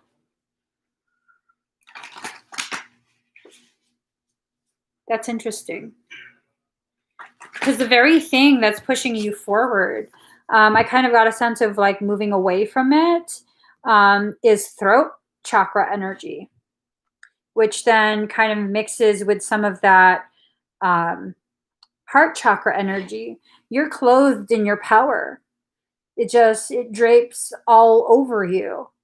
You have sacral energy. You have solar plexus energy. You have all of this energy that just swirls around you. It's the same energy that protects you right now. And this is you coming into your power. I mean, unless it's something like an obviously abusive situation, which you definitely don't have to share private details, but short of like an obviously abusive situation, I just wouldn't feel right like trying to encourage people to end their relationship, especially if it's a new family that's about to start. I will say this, what the cards are telling me is you were facing towards him and then you faced away, you turned away and you began to walk. That sometimes will be the very thing that triggers someone to kind of realize, okay, I actually do want to have something with you. I do want to have this family. And sometimes this is probably the healthiest thing for both of you where there's no contact. I can't determine that, regardless of what I'm shown, I still have that human fallacy. Like I'm prone to misunderstanding. I'm prone to seeing things filtered through my own traumas, my own blockages, distortions. So I don't want to put the message out there that, oh, the relationship is ending. But you're definitely taking steps away from whatever the circumstances that you're in right now. That could be that, oh, okay, there's been communication. And so now you can move forward either together or you had a healthy conversation and both of you decided together that you'll just co-parent. in separate households, you know, whatever it is, you're going to move forward from whatever this holding pattern.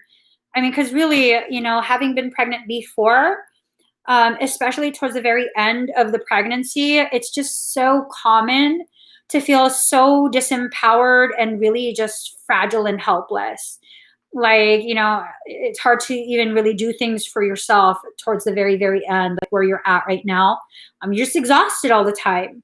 But I feel like whatever this feeling of being stuck within a circumstance, stuck within your thoughts, stuck in trying to find a solution, that's going to change. That's definitely going to shift.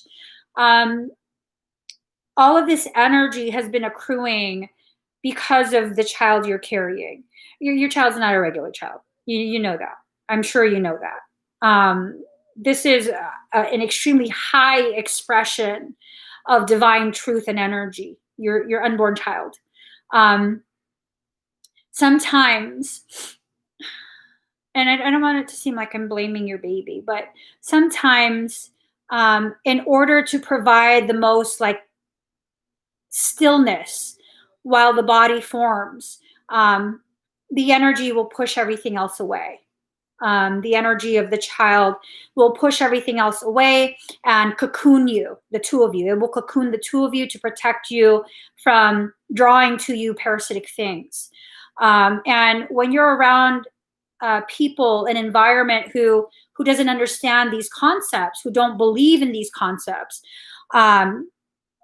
sometimes it's misunderstood by the human mind, and that creates a wedge between you and someone else. But I feel like all of this kind of just happened to really cocoon you and the baby. That was a very important thing that needed to happen during the course of however long you guys haven't been speaking.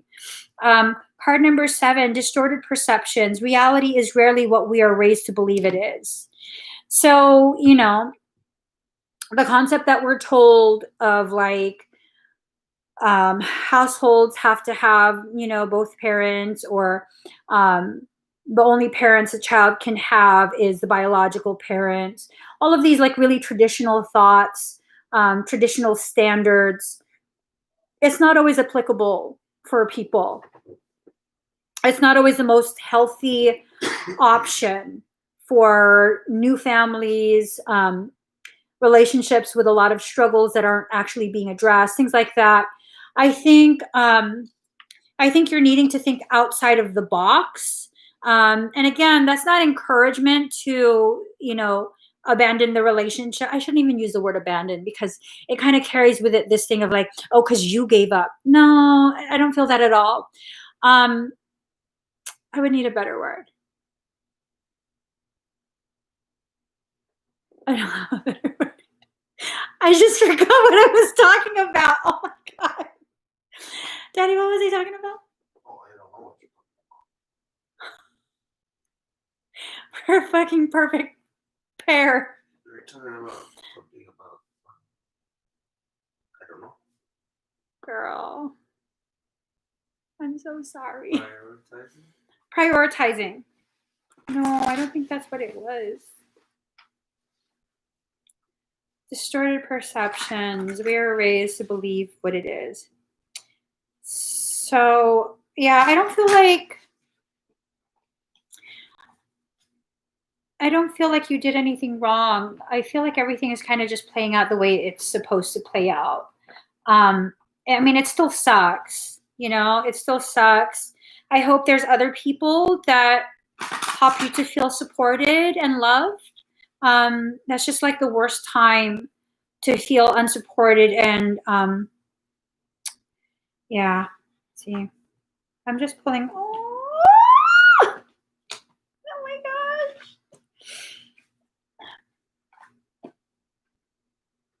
Okay. So this kind of reiterates what I was already saying to you. Card number 13, solitariness and desert. It's kind of like the sense of just, you know, having to go it alone, and, you know, it kind of sucks, but that solitude was necessary for you and for the baby for now. There definitely isn't a relationship at all. He doesn't seem to want anything to do with me or child. Yeah.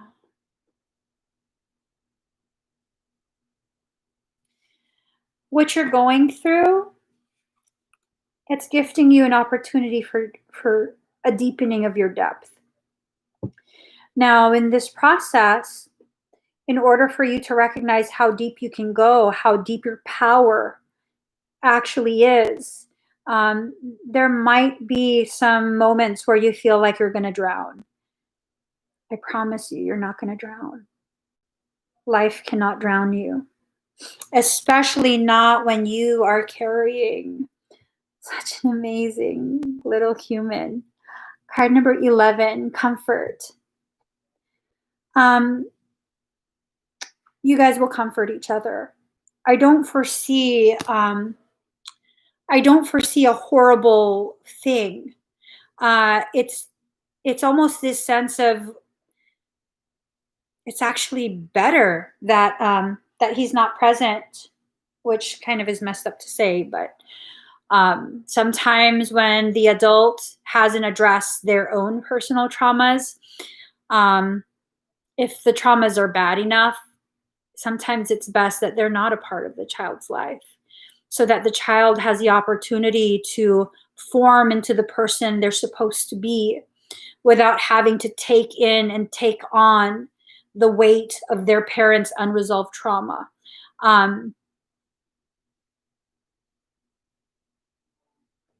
You just have such a magical, magical baby. I mean, granted, all babies are magical and beautiful, but yours is on a whole different level. On a whole different level. Do you often feel cold? Like just some weird, sudden cold sense? Like deep in your bones?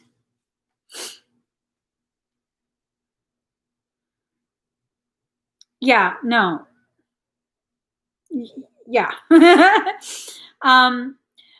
So, Sue, your relationship with this little person is, yeah. It's something that will help you empower yourself and heal all the hurt that you experienced. So the cold chills, the hot and cold chills. So first off, with the heat, he has a lot of solar energy, a lot of solar flaring, you know. That's why I wouldn't be surprised if he is born on 12/21. I really wouldn't be surprised. I wouldn't be surprised if you began with like contraction type activity, starting on the 12/12. He has a lot of solar energy, so that's heat. The cold, um, he's he's been filtered through Arcturus quite a few times. Um,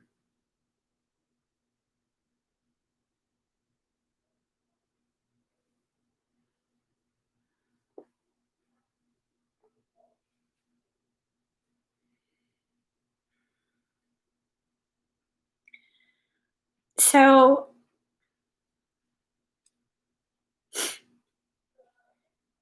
he chose to filter through Arcturus quite a few times, because of the fact that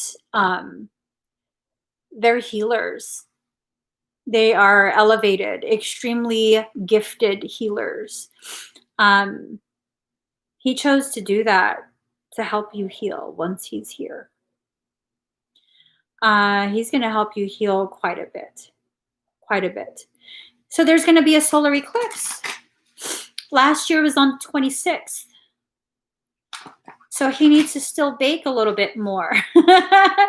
He needs to bake a little bit longer in order for him to bathe in that solar energy with your body still protecting him.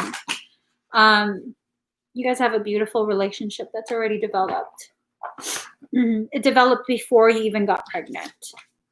You've known him for a very long time. Very.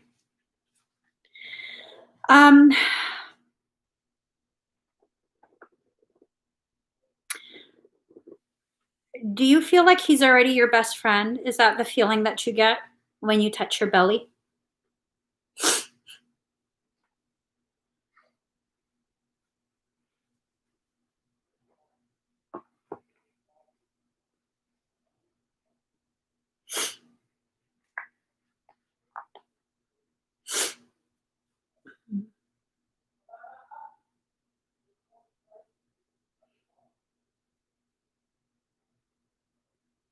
Oh, I love that you said that.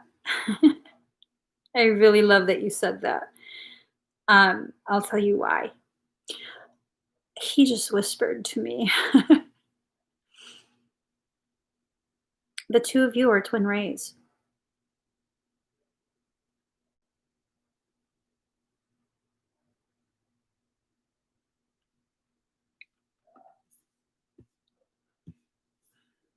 So let's see. You guys definitely have a very, very special connection. Very special. All right. So, Nicole Plant, are you here?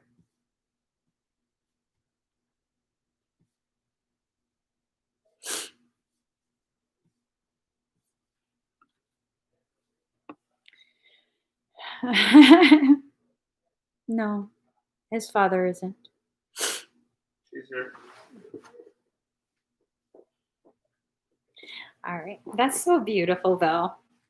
For all y'all thinking twin flames, twin rays have to be romantic, it's so much more than what people diminish it to. Beautiful thing. You guys will never have separation. I love it. All right. So, Nicole, breathe very deep and very slow. Um, so-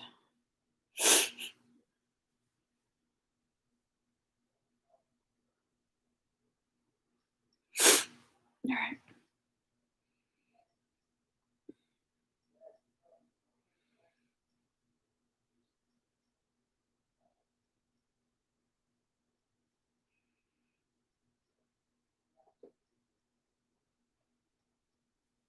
I'm seeing what looks like a very dark, um, almost like a cave or a tunnel.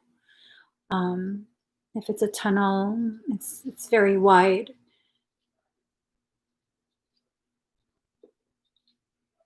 Almost like you're holding the wall to try and find your way out.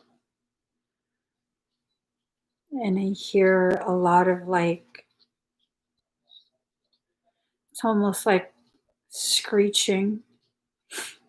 I know it comes from far, far deeper down, um, far, far in, but it's scary.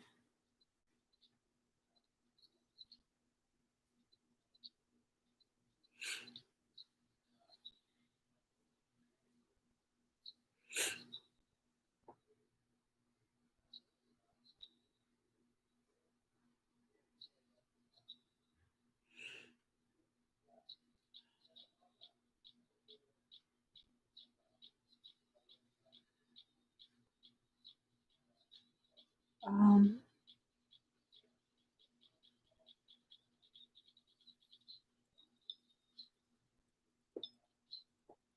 home.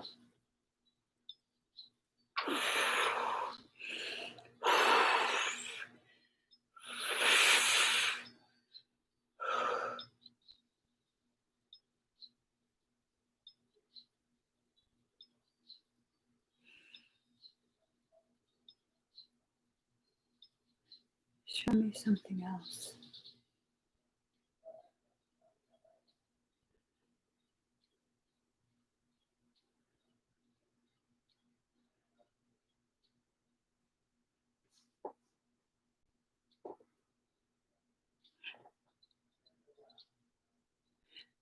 We're on some beach.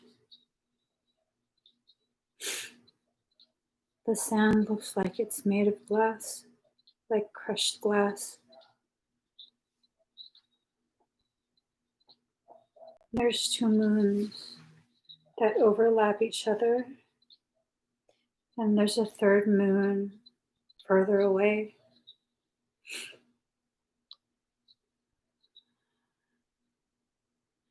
So the water looks like a soup of stars. It just glitters.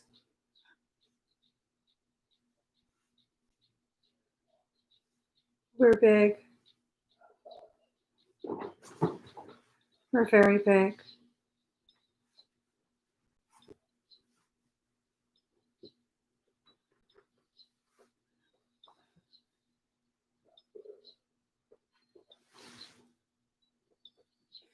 This is your Rishi.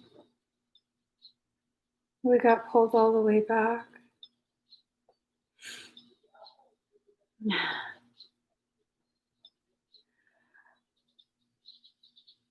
Your Rishic self was concerned. I got too scared with the last life. They were eating people in the cave. And your Rishi felt bad and pulled us back to where it's anchored. It's showing me quite a few of your lives, all of them very violent. You're stuck in a holding pattern. This is a life that holding pattern's broken.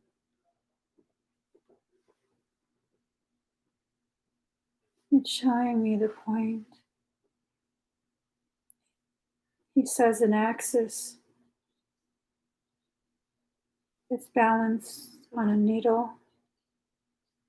That's the axis, he says. If we can move that needle slowly and surely back to its proper place, everything's balanced. Nothing bleeds over into the next.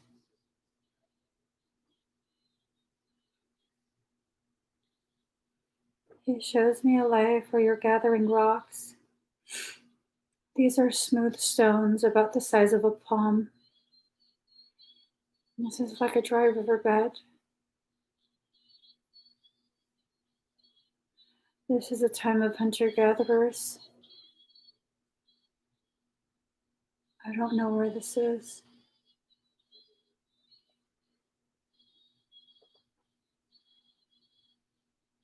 In Sudan.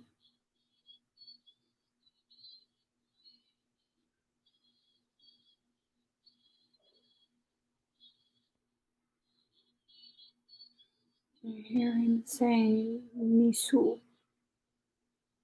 I don't know where this place is. You have a woven basket, and there's some sort of rope that goes around the top, and you carry it on your back, and the rope goes across your forehead. So it's kind of like a backpack, but you hunch over and it pulls it by your forehead.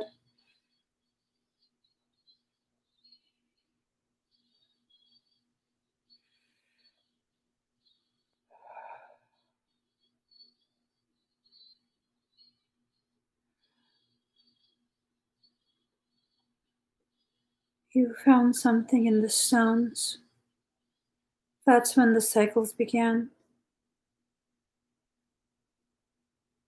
You found a stone with coordinates and key codes etched on it. You didn't know what it was.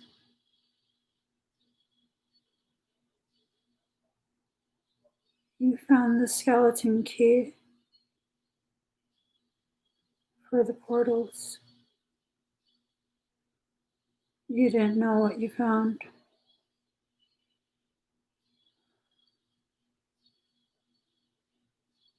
Every life from that point on, it's like when you throw a pebble in still water, ripples come from it.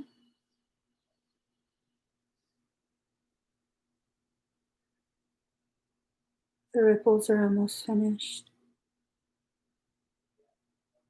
If you don't do anything to disrupt this and cause more agitation on the surface, the ripples will end. It won't continue to bleed over into other lifetimes.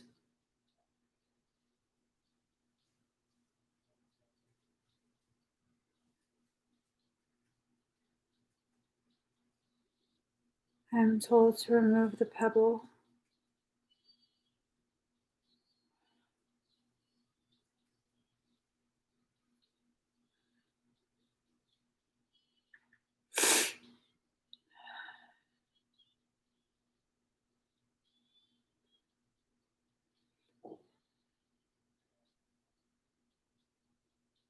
May I?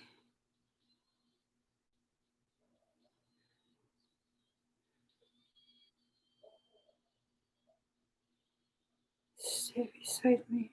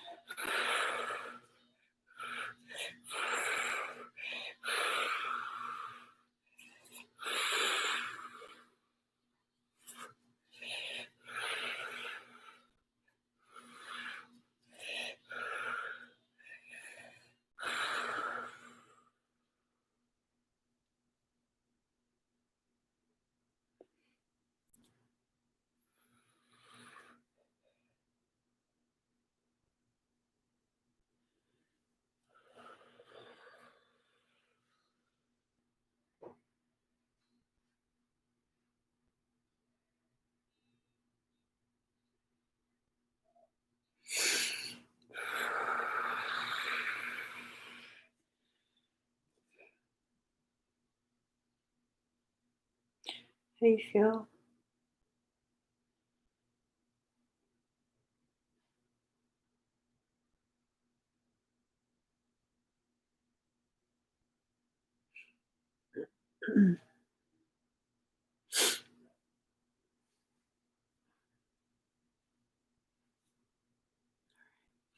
So, um,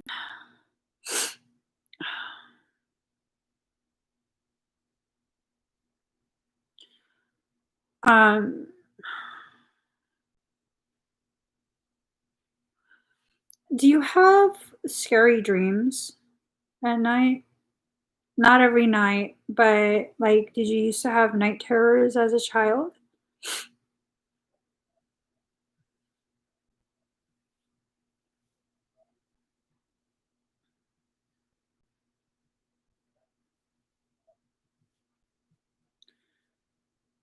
Not that you know of, okay.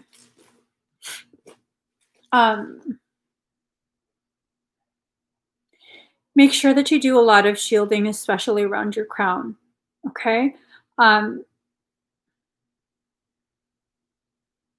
yeah, make sure you just do a lot of shielding around your crown, um, often, uh, at least daily, and also whenever else you feel like you need, okay? So thank you, Nicole. No, hold on. I can remove it for myself. Hold on, sir. Hold on. There you go. Thank you. Thank you, Nicole. Okay.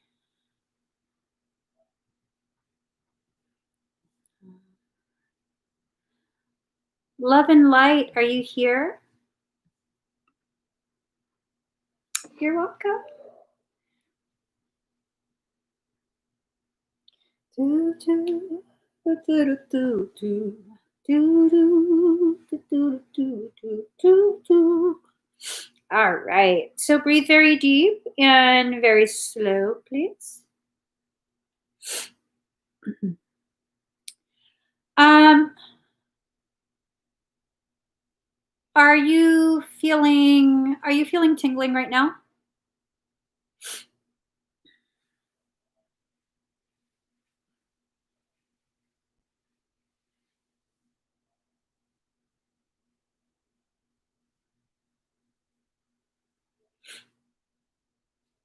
Yes. Huh? Yes. Okay. I'm gonna have to check if your hips can tolerate this type of activation. I definitely don't want to aggravate it. Okay. So if it can't tolerate it right now, you have the option of either just a refund, or I can do it when you have your private session. I can include it into what I would do during that private session. Okay. Um, so let me go ahead and check. If I'm able to complete it right now, I will. Okay. But I just want to be extra careful.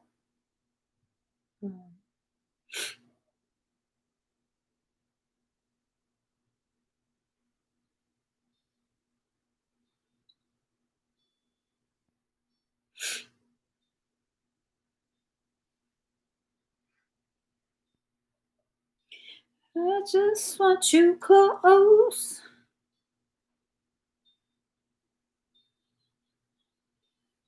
All right.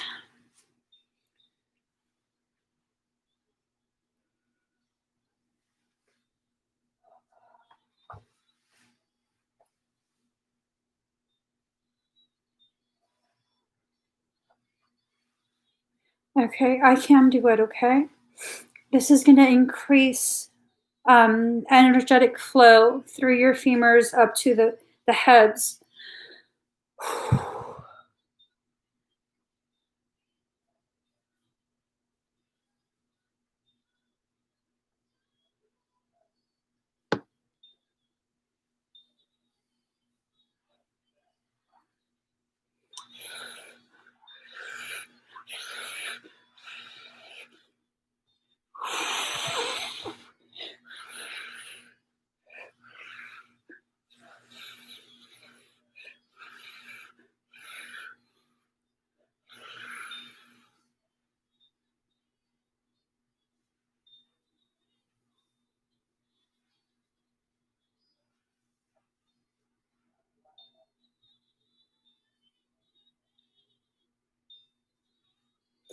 You might begin to feel very, very cold.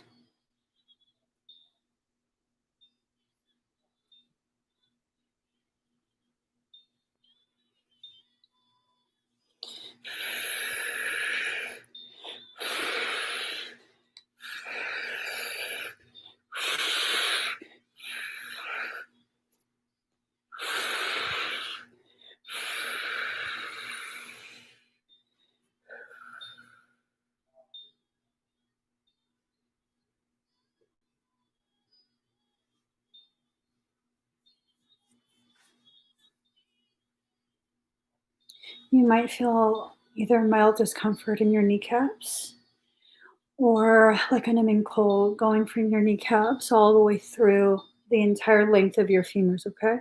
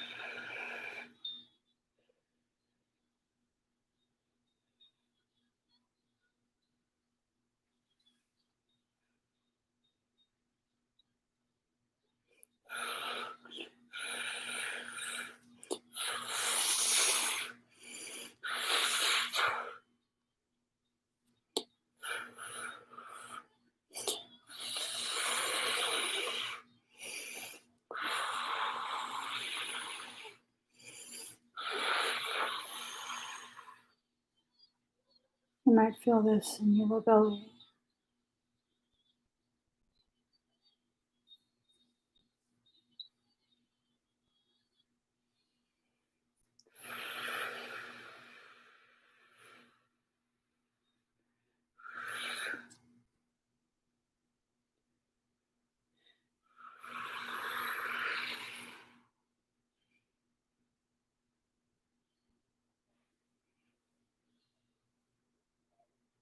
How do you feel?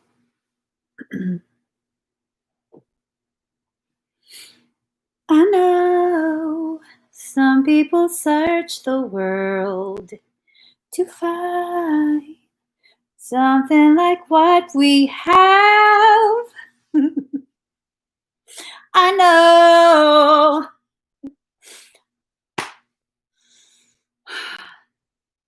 No one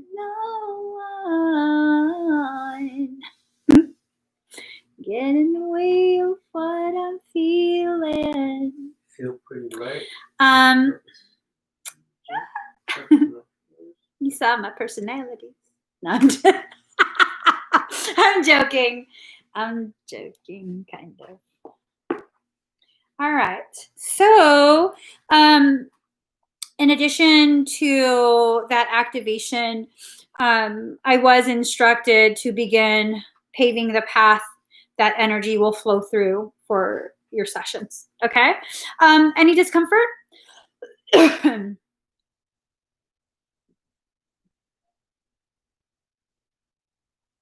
Any discomfort at all? Something so real. Yay! Any dizziness, nausea, anything like that? You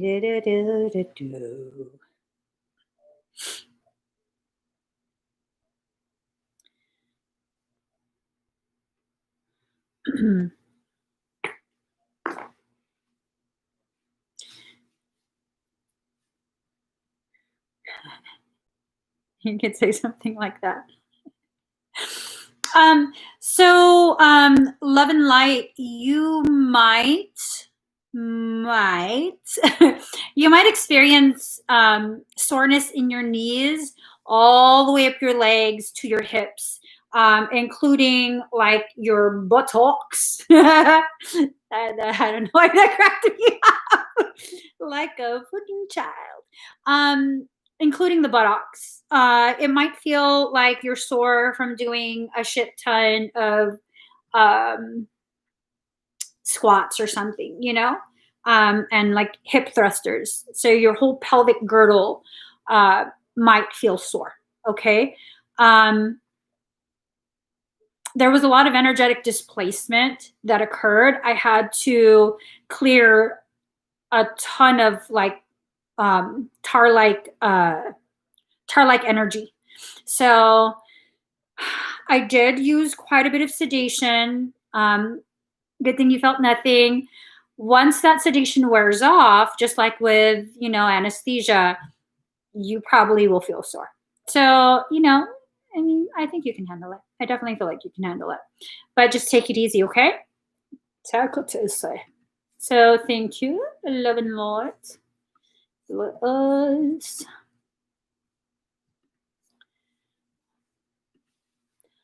Don't cry for me, Argentina. Ooh, Derek, are you here? Or Smarty Girl. I'm sorry.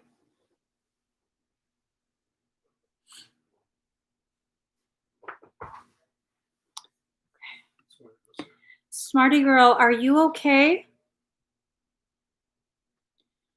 Are you okay after all of that?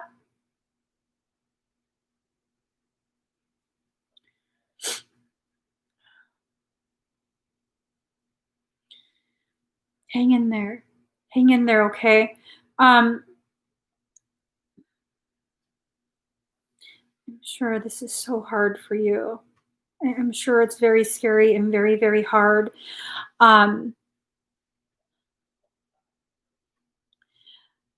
Does he eat a traditional American diet?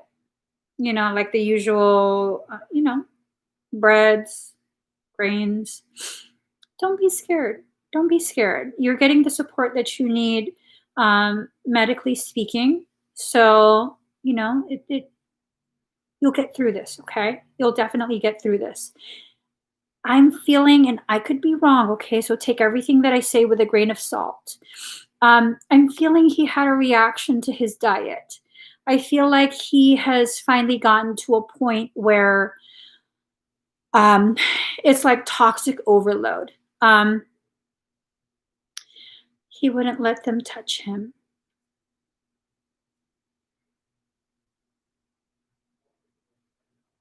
Mm. Were they able to observe, at least do observations and make educated, assumptions regarding his condition?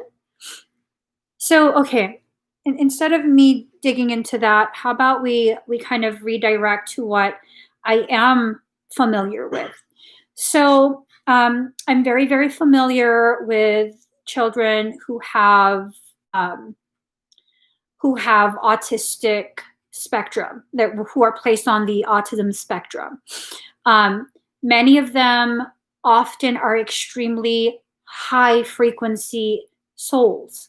Now, with that level of high frequency and the discrepancy between their height and the human drop, the body becomes very incompatible. Okay, it's already difficult for them to bridge that gap of so much difference in frequency.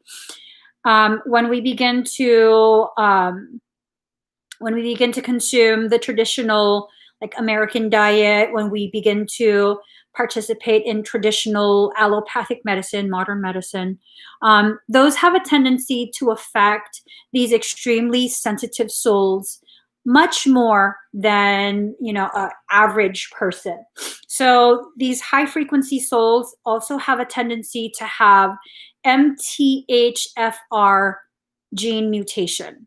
So it's like the word motherfucker. Yeah. gene mutation, MTHFR. So with that, I find that we are more, because I believe I do have that gene mutation, and that's what's causing a lot of my issues. You can't get him to eat anything new. See, that's the hard part. You can only do so much. You know, stop beating yourself up. Support him in whatever way you can, but especially if it's someone who, if your child has very specific needs like that, it's going to be very difficult. It's not impossible, but without the proper, support for you, that's going to be very difficult. Very, very difficult. I feel like you can still overcome quite a bit. I do. I feel like he's reacting to quite a few of the foods, dairy, especially cow's milk, anything made with cow's milk in it, all grains, rice and corn included, nightshades, tomatoes, bell peppers, potatoes, things like that. All of those things, and legumes. All of those things are very, very, I guess, contraindicated. And I'm speaking in terms of frequency, okay? When someone has extremely high frequency, these are the things that, yeah. So I'm wondering if he reached like a toxicity level, and you pair that, which creates a hypersensitivity to all the other stimuli. We've entered a period of some really intense fucking frequency. Was it yesterday? Yeah, it was yesterday, right? My back got fucked up so bad. Yes. Yeah, yesterday. I wasn't doing anything. It just got fucked up real bad. I thought I wasn't going to be able to sit up or walk for at least a week or two. So he's very sensitive to energy in addition to that, Smarty girl. You're his mom for a reason. No parent will ever be able to provide their child the perfect childhood, the perfect environment, no matter what. Do not blame yourself for everything. Do not beat yourself up. There is really nothing that you could have done differently to prevent this. This is a part of his path. I mean, it hurts. It really, really hurts as a mother to not be able to, help or even know what's going on with your child. It's hurt. It hurts. It's scary. You tend to blame yourself. You've done as much as you can. You've really done as much as you can, okay? It might just be the energy. That might have been what tipped him over the edge. Are you with him right now? Yeah, longer and more sustained, like labor. Are you with him right now? Maybe I can ask his higher self, and maybe I can sedate him enough just to kind of have him be more compliant with like being checked. It just depends. It really depends on him. Would he be willing to look at my face? If he'd be willing to look at my face and let him know that that I can be a friend, an energy friend, maybe he'll trust me enough to provide space. Not right now. Okay. Definitely don't want to push him.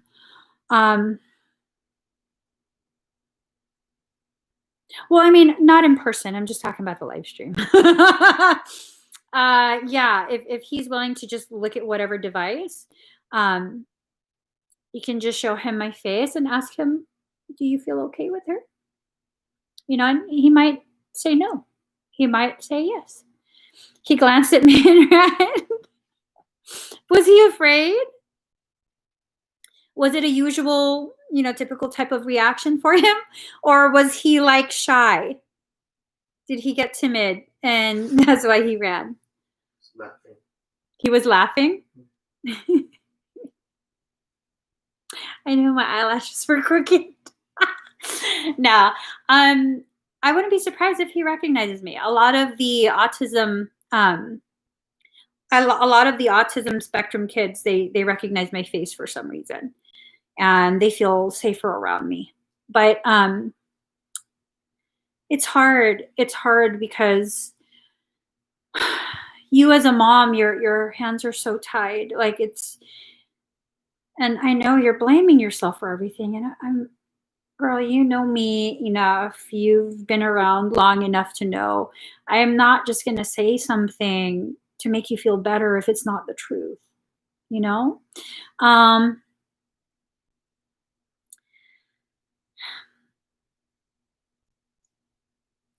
so I'm gonna tell you the specific time in this video.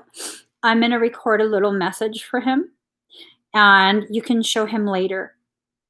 Or you can leave your phone kind of just between you guys, or like on the table near him or on the bed near him, and just let it play and leave it up to him if he wants to kind of like look at what I'm saying.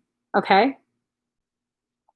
So we're going to go for, let's timestamp it. Okay. 2 hours, 59 minutes, and 45 seconds.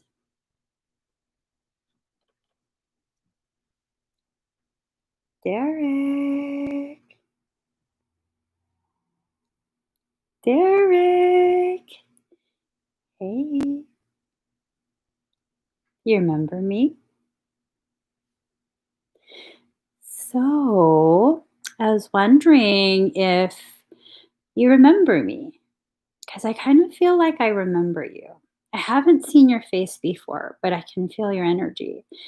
And I kind of feel like you've been one of my friends before. So if you feel comfortable, you can let your mom know. You can hold the phone and look at my face and know that I just want to say hi.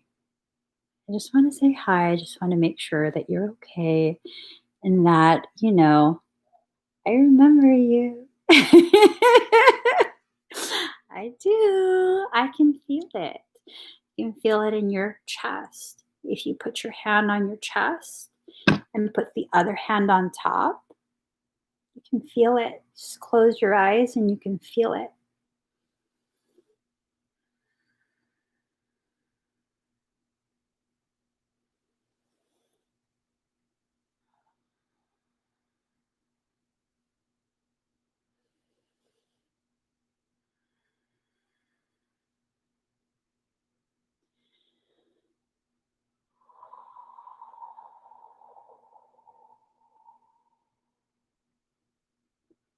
Whenever you feel scared,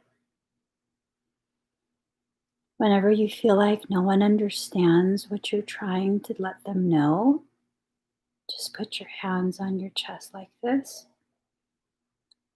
and think of me. And you can feel me creating a space around the both of us to keep us very snug and very safe. So whenever your mom sees you doing this with both your hands on your chest and your eyes closed, she'll know that you need extra time and that you need to make sure that she needs to make sure that you feel very safe and everything's very quiet.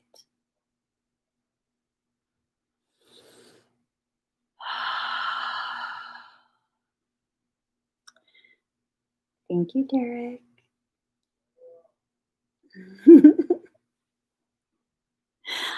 All right. So that felt so good. It felt like such a safe space. Oh my goodness. Let me take this out of my hair. So, Mama, when you see him do that, what is going on with me? When you see him do that, know that he's needing more like energetic support. What that means is everyone needs to just kind of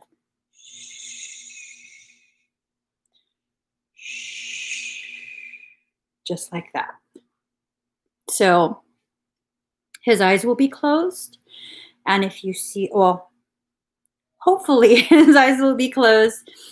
Anytime you see him go like this, you need to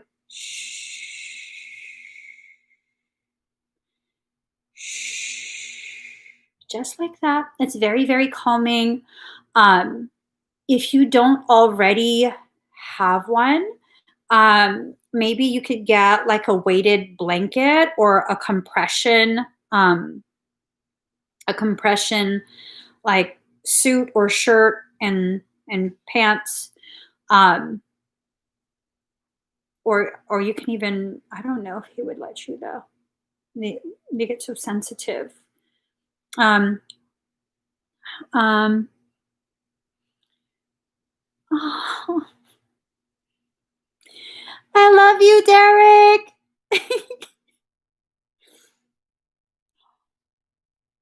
You're gonna be okay, Derek. You are. You're gonna be okay, and your mom loves you so much. She's gonna make sure that you're okay and that you don't feel scared. Okay? Anytime you feel scared, you just call me to you. You put your hands on your chest, and I will feel it, and my heart will wrap around you. Aw.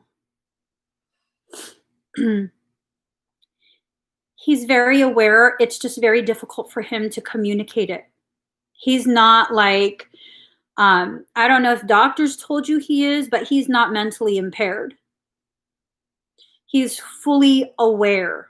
He honestly, he's actually more aware than children his age. He's more sensitive to the nuances. He just doesn't know like how to he doesn't know how to translate it, and he can't communicate it.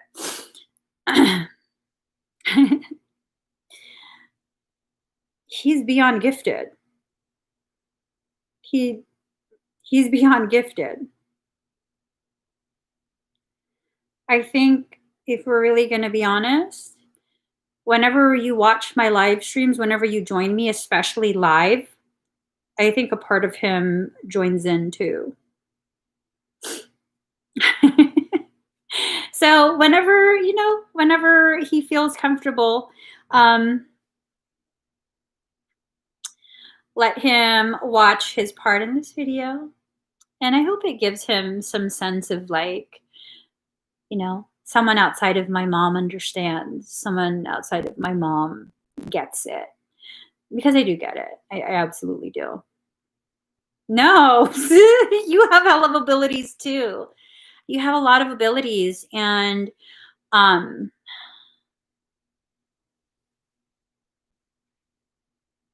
you commit 1 day a week to spend time with me? Even for just a short period? Can you commit 1 day a week on Saturdays? Because if you can, and you want to learn how to work energy so that you can better communicate with him, energy-wise, because he tries to communicate with you telepathically. I don't know if you're aware. It's kind of like, oh, I just know. I just feel like this, and this. He's actually communicating with you telepathically. Yeah, so you know. Email my page. Email not my Emmie Evolving on Facebook. Email me, contact@emmieevolving.com, and I'll see what I can figure out. I know I can't be eating up all your time. How the hell is it you have to do? But I'm wondering if maybe you can sit in for a few things that will help you develop more of your ability cognitively, like fully aware, so that way you can feel more empowered as you connect deeper with your son. I'm all about supporting the mamas and the babies. All right. So wait. We're but you have to figure out a way to shift his diet, and the things that he eats, unfortunately, those are highly addictive foods, like the salt, the sugar, especially the grains. It gets very tricky on how to shift it if he has like over it. Oh, also, look up the work of Dr. Dabrowski, his work on overexcitabilities and positive disintegration. I think it would be better for you, or more beneficial, to really look into his work regarding overexcitabilities. That might help you to better understand what it feels like to spend a day as Derek. Children who are profoundly gifted, which I feel like he's profoundly gifted, not just like, oh, he's really smart, like profoundly gifted. He has the ability to understand things at a level that the average human being can't. It's just, there's a lot of other factors that have prevented him from fully integrating with his human brain and physical body. So, there was some misalignments that occurred for that. And that's what kind of amplified some of the struggles regarding the autism and the symptoms that come with it. So yeah, definitely you can look into Dr. Here, I'll write it right here.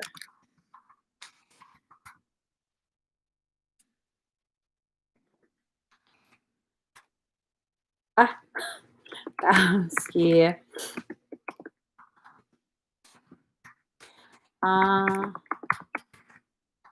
I don't know if I'm spelling this right.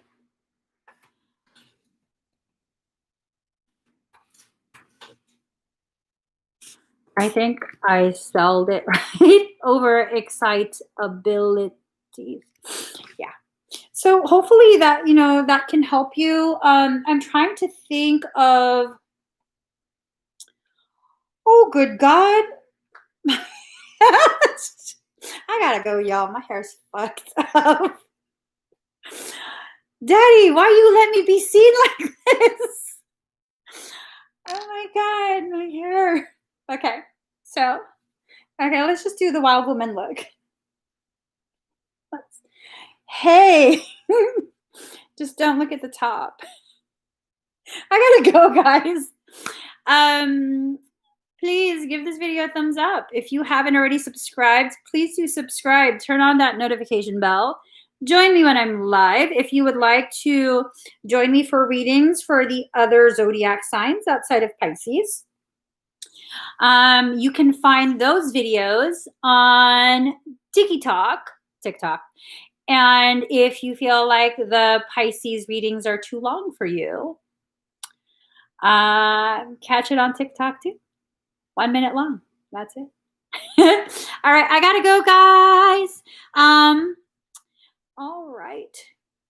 Thank you, everyone. I'll see you guys again very, very soon. Bye.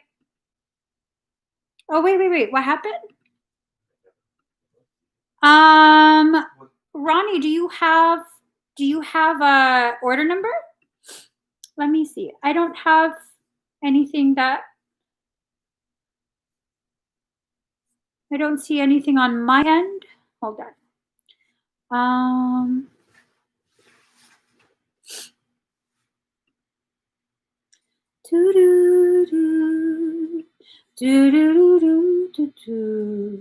Yeah, I don't see anything on my end. I'm wondering if maybe it didn't complete. I'll go live again on Wednesday. Well, actually, I'll go live again in the middle of the week somewhere. I don't know which day I'll have space on my schedule. But yeah, email us if you have the order number. If it went through and you have the order number, just forward it to us and I'll do it over email. Okay.